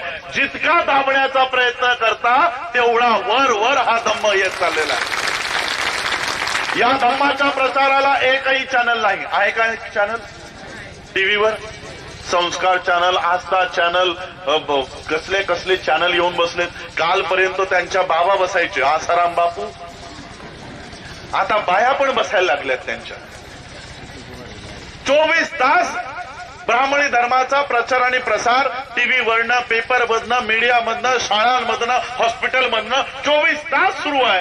पण तो ब्राह्मणी धर्म भारताच्या बाहेर पाऊल ठेवू शकत नाही. बुद्धाचा धम्म चमत्कार नाही, काही इथून गायब तिथे प्रकट असं काही नाही. फक्त 2 पाय, 1 तोंड याच्या भरोशावर आज 128 देशांपर्यंत पोहोचला. काहीच नाहीये धम्माकडे. चॅनल नाही, पेपर नाही, प्रचारक नाही, काही यंत्रणा नाही, काही साधन नाही. आहे RSSचा फुल टायमर म्हणून काम करतो, त्याला पण या बुद्धाला नतमस्तक व्हावं लागतंय. विचार करा किती मजबुरी आली असेल त्यांची. एवढा मजबूर प्रधानमंत्री भारताच्या इतिहासात आजपर्यंत झालेला नाही की ब्राह्मणी विचाराचा माणूस बुद्धाला शरण जातोय. विचार करा किती मोठी ताकद बाबासाहेबांनी तुम्हाला दिली आहे. तुमच्या विचारधारेला ब्राह्मणी विचारधारेची लोक नतमस्तक होत आहेत. आता वेळ तुमची आहे. ही तुमची व्यवस्था तुम्हाला जपली पाहिजे. तुम्ही जर तुमची व्यवस्था जपली नाही याच्यावर ब्राह्मणी व्यवस्थेची लोक कब्जा करतील आणि बुद्धाला विष्णूचा अवतार घोषित करतील. तुम्ही जर जपलं नाही तर हे विहार आज नुसतं विहार बनवून चालणार नाही. तुमची मुलं त्या ठिकाणी आली पाहिजेत. दर रविवारी एवढ्याच संख्येने, नुसतं आज आम्ही आलो, बौद्ध भिक्खू आले, बनतेजी आले, ही सगळी आयोजक आलेत म्हणून ऐकायला तुम्ही माझ्या या ठिकाणी आलात म्हणून चालणार नाही. दर रविवारी एवढ्याच संख्येने या ठिकाणी तुम्हाला उपस्थित राहावं लागेल. वंदना या ठिकाणी घ्यावी लागेल. बुद्धाचे विचार या ठिकाणाहून प्रचार आणि प्रसार करावा लागेल. अशा पद्धतीने तुम्हाला काम करावं लागणार आहे. मगच हा धम्म टिकून राहणार आहे. या धम्मामध्ये भेसळ करण्यासाठी भारत सरकार, मोदी सरकार, महाराष्ट्र सरकार अथक प्रयत्न करताय. हा धम्म आजपर्यंत ते मिटवू शकले नाही. ब्राह्मण आजपर्यंत या बुद्ध धम्माला मिटवू शकला नाही. म्हणून आता यांनी एक नवीन षडयंत्र सुरू केलंय. बौद्धांना सांगा की जात लिहिली नाही तर आरक्षण रद्द होईल. म्हणून आमची बौद्ध काय करतायत, धम्माच्या कॉलम मध्ये, रिलिजनच्या कॉलम मध्ये स्वतःला बौद्ध लिहितायत आणि जातीच्या कॉलम मध्ये स्वतःला महार लिहितायत. ओळख काय निर्माण होते, बौद्ध महार, बौद्ध महार. तुम्ही बौद्ध महार लिहाल, दुसरा मातंग असेल तो बौद्ध मातंग लिहेल, तिसरा बौद्ध चांभार लिहेल, बौद्ध ढोर लिहेल. अशा पद्धतीने तुम्हाला कोणीही जवळ करणार नाही. बाबासाहेबांनी तुम्हाला बौद्ध महाराची दीक्षा दिली की बौद्ध धम्माची दीक्षा दिली? बौद्ध धम्माची. आणि म्हणून आमच्यामध्ये कसल्याही जाती येत नाहीत, कसल्याही आमच्यामध्ये जाती व्यवस्था नाहीत. हे येणाऱ्या जनगणनेमधून तुम्हाला प्रत्येकाला दाखवावं लागणार आहे. या 2 महिन्याच्या कालामध्ये, 3 महिन्याच्या कालामध्ये भारत सरकारच्या वतीने, मोदी सरकारच्या वतीने, महाराष्ट्र सरकारच्या वतीने तुमच्या घरादारावर ही माणसं येणार आहेत. ही सगळी लोक येणार आहेत. तुम्हाला तुमचा धर्म विचारतील. धर्म विचारल्यानंतर तुम्हाला जात विचारतील. धर्माच्या रकान्यामध्ये बौद्ध लिहायचंय आणि जातीच्या रकान्यात सांगायचं जात हिंदू धर्मातल्या लोकांना विचारा, आमच्यामध्ये जाती येत नाहीत, आमच्या जातीचा उल्लेख कुठेही करायचा नाही. अशा पद्धतीने उत्तरं द्यायची. जातीचा उल्लेख कुठेही करायचा नाही. आज जर जातीचा उल्लेख तुम्ही केलात, येणाऱ्या 100 वर्षापर्यंत तुम्ही बौद्ध महाराची ओळख पुसू शकणार नाही. मी संपूर्ण देशात फिरतो, जगात फिरतो. महार नावाची जात आंध्रामध्ये नाही, गुजरातमध्ये नाही, राजस्थानला नाही, छत्तीसगडला नाही. नाव घेण्यात येतोय की 2021च्या जनगणनेत धर्माच्या रकान्यात बौद्ध आणि जातीच्या रकान्यात आम्ही, म्हणजे जातीचे जे रकाने आहेत ते आपल्यासाठी नाही, जात आपण लिहायची नाही, असं या बौद्ध धम्माच्या परिषदेतून सगळ्यांनी मंजूर केलेलं आहे. सगळ्यांना मंजूर आहे. आम्ही फक्त बौद्ध आहोत, जात आम्ही नमूद करणार नाही. आजच्या या धम्म परिषदेतनं आपण सगळे ठराव मंजूर करत आहोत. सगळ्यांना मान्य आहे? ठीक, सगळ्यांना मान्य आहे. ठीक. हा एकापूर्वी बौद्ध धम्माची दीक्षा घेण्याच्या 10 वर्षापूर्वी आमची शालेय व्यवस्था उभी केली, शिक्षणाची व्यवस्था उभी केली. आज ती शिक्षणाच्या व्यवस्थेही कब्जा झालेला आहे.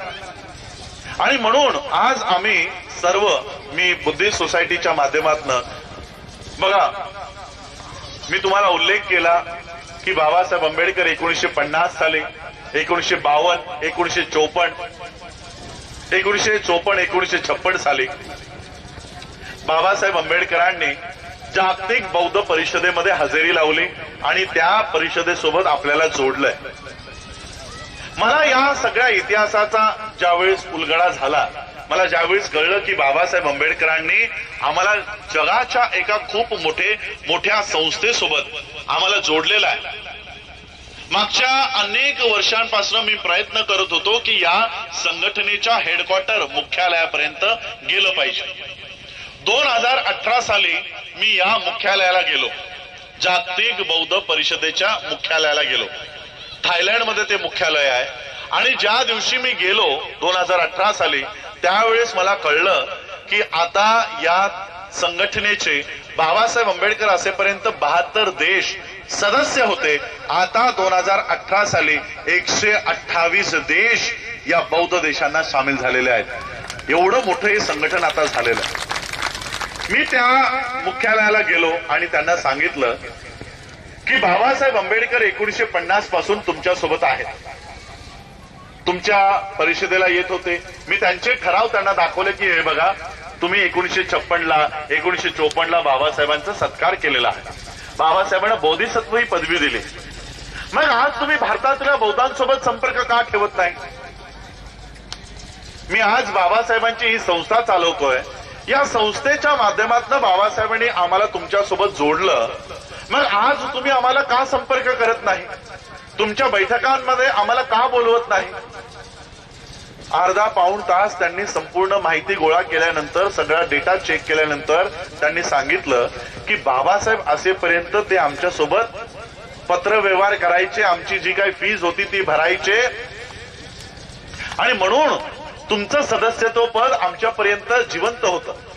पण जसे जसे बाबासाहेबांचं महापरिनिर्वाण झालं आणि जसे जसे वर्ष पुढे उलटत गेले, या संस्थेचा पत्रव्यवहार बंद झाला. याचे जे दर वर्षाचे पैसे आम्हाला यायचे ते बंद झाले, आणि म्हणून मग आम्ही या संस्थेचं सदस्यत्व पद रद्द केलं. म्हणून आम्ही तुमच्यासोबत संपर्क करत नाही. त्यांनी मला उत्तर दिलं की तुमची फीज न आल्यामुळे आता तुम्ही आमचे सदस्य राहिले नाही. त्यांना मी विनंती केली की तुमचे जे काही पैसे असतील ते मला सांगा, मी ते पैसे भरायला तयार आहे, पण आमचं जे सदस्यत्व पद आहे ते पुनर्जीवित करा आणि पुन्हा एकदा आम्हाला तुमच्यासोबत जोडा. त्यांनी सांगितलं ठीक आहे, एवढे पैसे एवढ्या वर्षाचे होतात, तुम्ही हे पैसे या आमच्या अकाउंटला ट्रान्सफर करा, आम्ही तुमचं सदस्यत्व पद पुनर्जीवित करतो.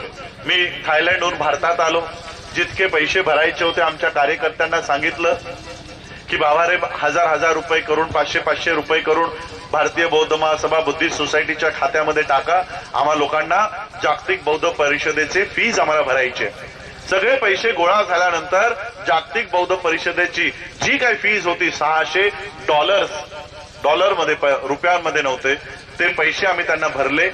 आणि 5-6 महिन्यानंतर मला त्यांचा मेल आला की तुमची सदस्यता आम्ही पुनर्जीवित केलेली आहे आणि 2018 साली आम्हाला पुन्हा जगातल्या बौद्ध देशांच्या कॉन्फरन्सला मला आमंत्रण आलं. मी माझ्यासोबत 2-3 मी बऱ्याच लोकांना सांगितलं ज्यांना माझ्यासोबत येणं शक्य आहे त्यांनी माझ्यासोबत चला. आम्ही दोघं जपानला गेलो आणि जपानला गेल्यानंतर त्या ज्या मंचकावरनं बाबासाहेब 1954ला भाषण करत होते, 1956ला भाषण करत होते, 2018 साली बाबासाहेबांनंतर भारतातून मी त्या मंचकावरनं भाषण केलं. आणि केवळ भाषणच केलं नाही तर त्या ठिकाणी 128 देशांचे प्रधानमंत्री, राष्ट्रपती जे मला ऐकत होते, माझ्या भाषणावर प्रभावित होऊन दुसऱ्या दिवशी त्याच वर्ल्ड फिलोसॉफी ऑफ बुद्धिस्टच्या स्टँडिंग कमिटी सेक्रेटरी पदावर, सचिव पदावर त्यांनी माझी नियुक्ती केली. आणि त्यांना मी आव्हान केलं, त्यांना मी विनंती केली की मी तुमच्याकडे मोठ्या मोठ्या बुद्धाच्या मूर्त्या मागायला आलेलो नाही, मी तुमच्याकडे पैसे मागायला आलो नाही, मी तुमच्याकडनं बौद्ध विश्वविद्यालय भारतामध्ये उभं राहावं यासाठी मी तुमच्याकडे आलेलो आहे. आम्हाला ते विश्वविद्यालय देण्याचं काम करा. आणि मी भारतात आल्यानंतर 60 एकर जमीन भारतीय बौद्ध महासभा बुद्धिस्ट सोसायटी ऑफ इंडियासाठी संपादित केली. आता जागतिक बौद्ध विश्वविद्यालयाची निर्मिती आम्ही या देशामध्ये करत आहोत. जी आमची मुलं सुरुवातीला मी सांगितली की गुरु ब्रह्मा गुरु विष्णू त्यांना शिकवलं जातं, 5 वर्षाच्या काळामध्ये आम्ही या देशामध्ये बौद्धांचं स्वतंत्र विश्वविद्यालय तयार करत आहोत. आमच्या मुलांना तुम्ही गुरु ब्रह्मा गुरु विष्णू शिकवता, आता ब्राह्मणांच्या मुलांना या बुद्धासमोर नतमस्तक होऊन बुद्धम शरणम गच्छामी करायलाही आम्ही लावणार आहोत. अशा पद्धतीने आपण हे सगळं काम बुद्धिस्ट सोसायटी ऑफ इंडिया भारतीय बौद्ध महासभेच्या माध्यमातून करत आहोत. आज बघा तुम्ही लोकांनी मला या ठिकाणी पैशाचे माळ घातली पैशाचे, आणि मी माईकवर येऊन सांगितलं की हे सगळे पैसे मी बाबासाहेबांच्या संस्थेला सुपूर्द करत आहे. मला तुमचा 1ही रुपया नको. माझ्या जीवनाचा उद्देश आहे की बाबासाहेबांनी जी संस्था निर्माण केलेली आहे ती संस्था फक्त भारतातीच नव्हे तर जगातली सगळ्यात मोठी संस्था झाली पाहिजे, या दृष्टीने मी काम करतो. त्यामुळे तुमचा 1 रुपया जो तुम्ही मला देताय तुम्ही बाबासाहेबांच्या संस्थेला देत असतो, मला नको. बाबासाहेबांनी आमच्यासाठी खूप केलेलं आहे. आम्हाला घरं दिली, गाड्या दिल्या, बंगले दिले, सगळं दिलं. सूट बूट टाय कोटामध्ये आज आम्ही आलो. कुणामुळे? बाबासाहेबांमुळे. पुन्हा बाबासाहेबांचंच खायचं, पुन्हा बाबासाहेबांच्या संस्थेचा पैसा खायचा. त्यामुळे अशा पद्धतीतलं काम आम्ही करत नाही.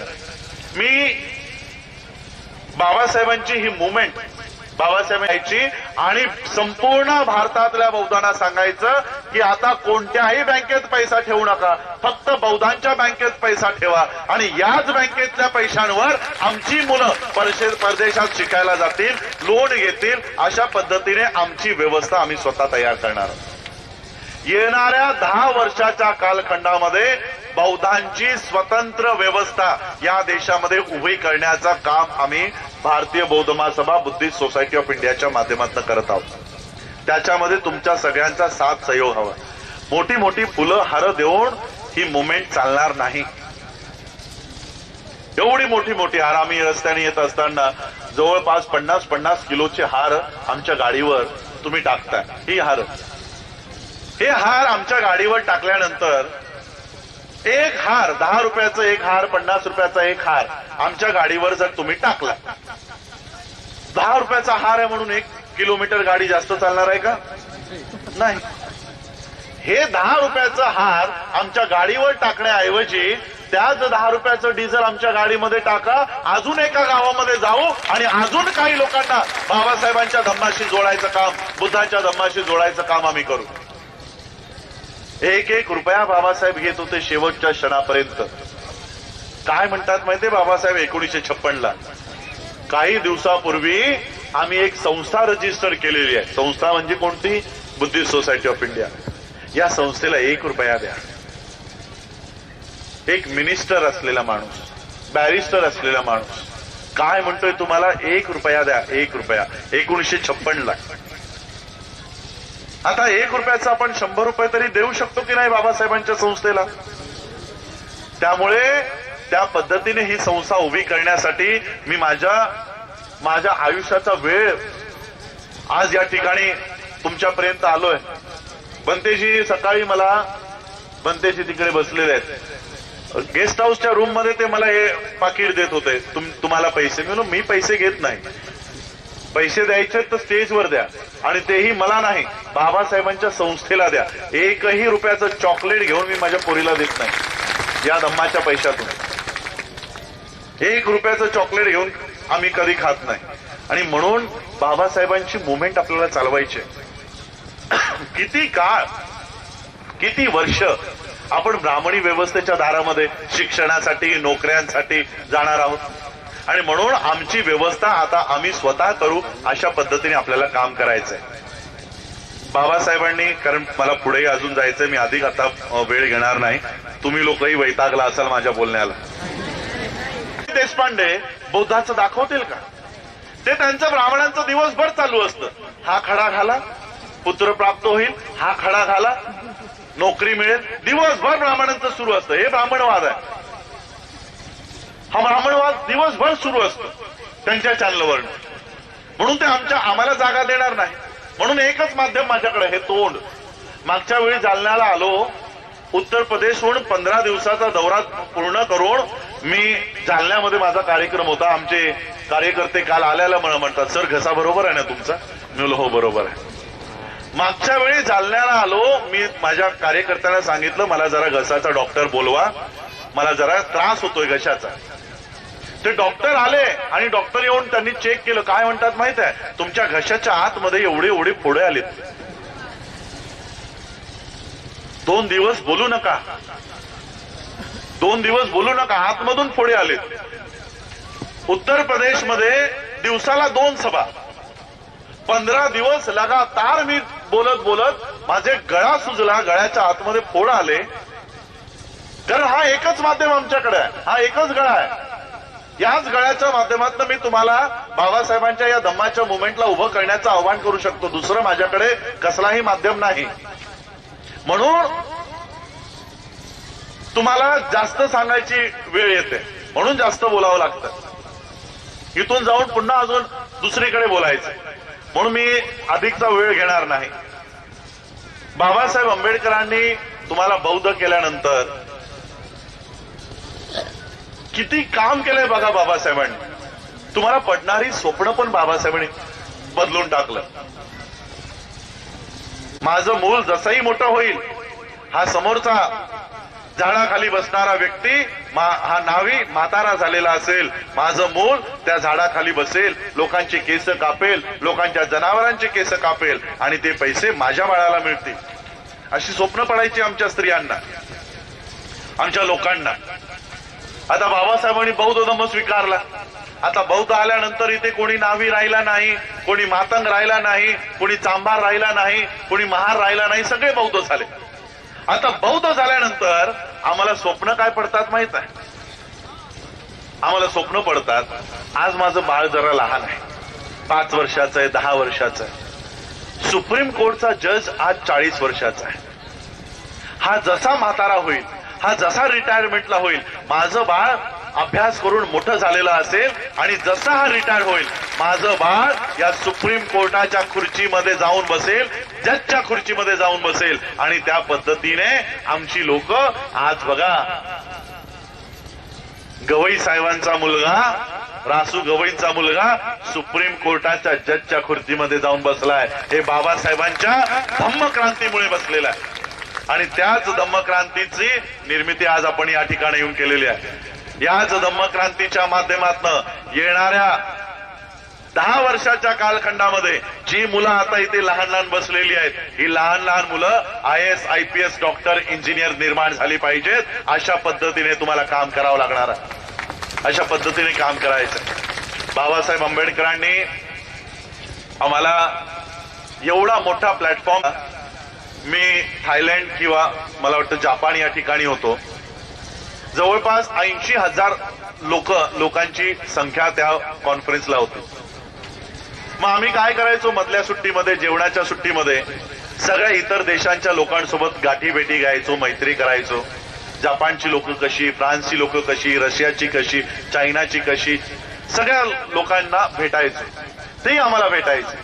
असं फिरत फिरत चायनाची लोक आमच्या समोर आली आणि चायनाच्या लोकांनी आम्हाला प्रश्न केला की विच कंट्री, कोणता देश? मग त्या चायनाच्या लोकांना आम्ही सांगितलं इंडिया, भारत, भारतातून आम्ही आलेलो आहोत. त्या चायनाच्या लोकांनी काय उत्तर दिलं माहित आहे? ओह, आंबेडकर्स इंडिया. आजही या देशाची ओळख मोदीचा किंवा गांधीचा भारत म्हणून होत नाही, जगामध्ये या देशाची ओळख बाबासाहेबांचा भारत म्हणून होतो. एवढं मोठा स्टेज, एवढा मोठा काम बाबासाहेब आमच्यासाठी करून गेलेले आहेत. म्हणून त्या पद्धतीने बौद्ध धम्माकडे वळा. मुलं, जी युवा पिढी आहे, हे युवा पिढी बौद्ध धम्माकडे वळा. या बौद्ध धम्माची मुवमेंट आपण करा. राजकारण ज्यावेळेस येईल त्यावेळेस राजकारण करा. राजकारण संपलं की पुन्हा आपल्या या धम्माच्या मुवमेंटला गतिमान करायचं काम करा. एवढंच मी आजच्या या प्रसंगी विशाल बौद्ध धम्म परिषदेच्या आणि धम्मक्रांती बुद्ध विहार उद्घाटन प्रसंगी मी तुम्हाला लोकांना सांगतो आणि इथेच माझ्या वाणीला विराम देतो. आयोजक मंडळ जे सगळे म्हणजे गौतम बोर्डे आणि ते संपूर्ण बुद्धिस्ट सोसायटीचे कार्यकर्ते, पदाधिकारीगण, आमचे माझ्यासोबत आलेले बुद्धिस्ट सोसायटीचे सर्व पदाधिकारी, राष्ट्रीय कोषाध्यक्ष म्हणून जे या संस्थेचं कोष सांभाळण्याचं काम, तुम्ही दिलेले पैसे संस्थेच्या खात्यामध्ये टाकण्याचं काम जे करतायत ते आमचे शशिकांत जाधवजी, या महाराष्ट्राचे जे नेतृत्व करतायत ते आमचे दिनेश हनुमंते, वैभव धबडगे, आमचे रमेश तायडेजी आहेत का, त्यांना जायचं होतं गेले, रमेश तायडेजी होते, अशोक पटाईजी आहेत, बाकी सर्व आमचे पदाधिकारी, आमचे मगरेजी, प्रेमानंद मगरेजी जालन्याचे पदाधिकारी, पूज्य भंते संघाचा, भिक्खू संघाचा मी पुन्हा एकदा वंदन करतो आणि त्यांचाही आभार व्यक्त करतो की एवढा वेळ त्यांनी मला सहन केलं, त्याबद्दल मी त्यांचाही आभार व्यक्त करतो आणि इथेच थांबतो. जय भीम, जय भारत, जय बुद्ध. जाधवजी उपासना करणार नाही, मी राम व कृष्ण यांना देव मानणार नाही किंवा त्यांची उपासना करणार नाही. मी गौरी गणपती इत्यादी हिंदू धर्मातील कोणत्याही देवदेवतेस मानणार नाही किंवा त्यांची उपासना करणार नाही. देवाने अवतार घेतला यावर माझा विश्वास नाही. बुद्ध हा विष्णूचा अवतार होय, हा खोटा आणि खोडसाळ प्रचार आहे असे मी मानतो. मी श्राद्ध पक्ष करणार नाही, पिंडदान करणार नाही. मी बौद्ध धम्माच्या विरुद्ध विसंगत असे कोणतेही आचरण करणार नाही. मी कोणतेही क्रियाकर्म ब्राह्मणांच्या हातून करवून घेणार नाही. सर्व मनुष्य मात्र समान आहेत असे मी मानतो. मी समता स्थापन करण्याचा प्रयत्न करीन. मी तथागत बुद्धाने सांगितलेल्या अष्टांग मार्गाचा अवलंब करीन. मी तथागत बुद्धाने सांगितलेल्या 10 पारमिता पाळीन. सर्व प्राणी मात्रावर दया करीन, त्यांचे लालन पालन करीन. मी चोरी करणार नाही, मी व्यभिचार करणार नाही, मी खोटे बोलणार नाही, मी दारू पिणार नाही. ज्ञान, शील, करुणा या बौद्ध धम्माच्या 3 तत्वांची सांगड घालून मी माझे जीवन व्यतीत करीन. माझा जुन्या मनुष्य मात्रांच्या उत्कर्षाला हानिकारक असणाऱ्या व मनुष्य मात्राला असमान व नीच मानणाऱ्या हिंदू धर्माचा त्याग करतो व बुद्ध धम्माचा स्वीकार करतो. तो सद्धम्म आहे अशी माझी खात्री पटलेली आहे. आज माझा नवा जन्म होत आहे असे मी मानतो. इथपर मी बुद्धाच्या शिकवणुकीप्रमाणे वागेन अशी प्रतिज्ञा करतो. जय भीम, जय भीम, जय भीम. डॉक्टर बाबासाहेब आंबेडकरांचा, डॉक्टर बाबासाहेब आंबेडकरांचा, डॉक्टर बाबासाहेब आंबेडकरांचा.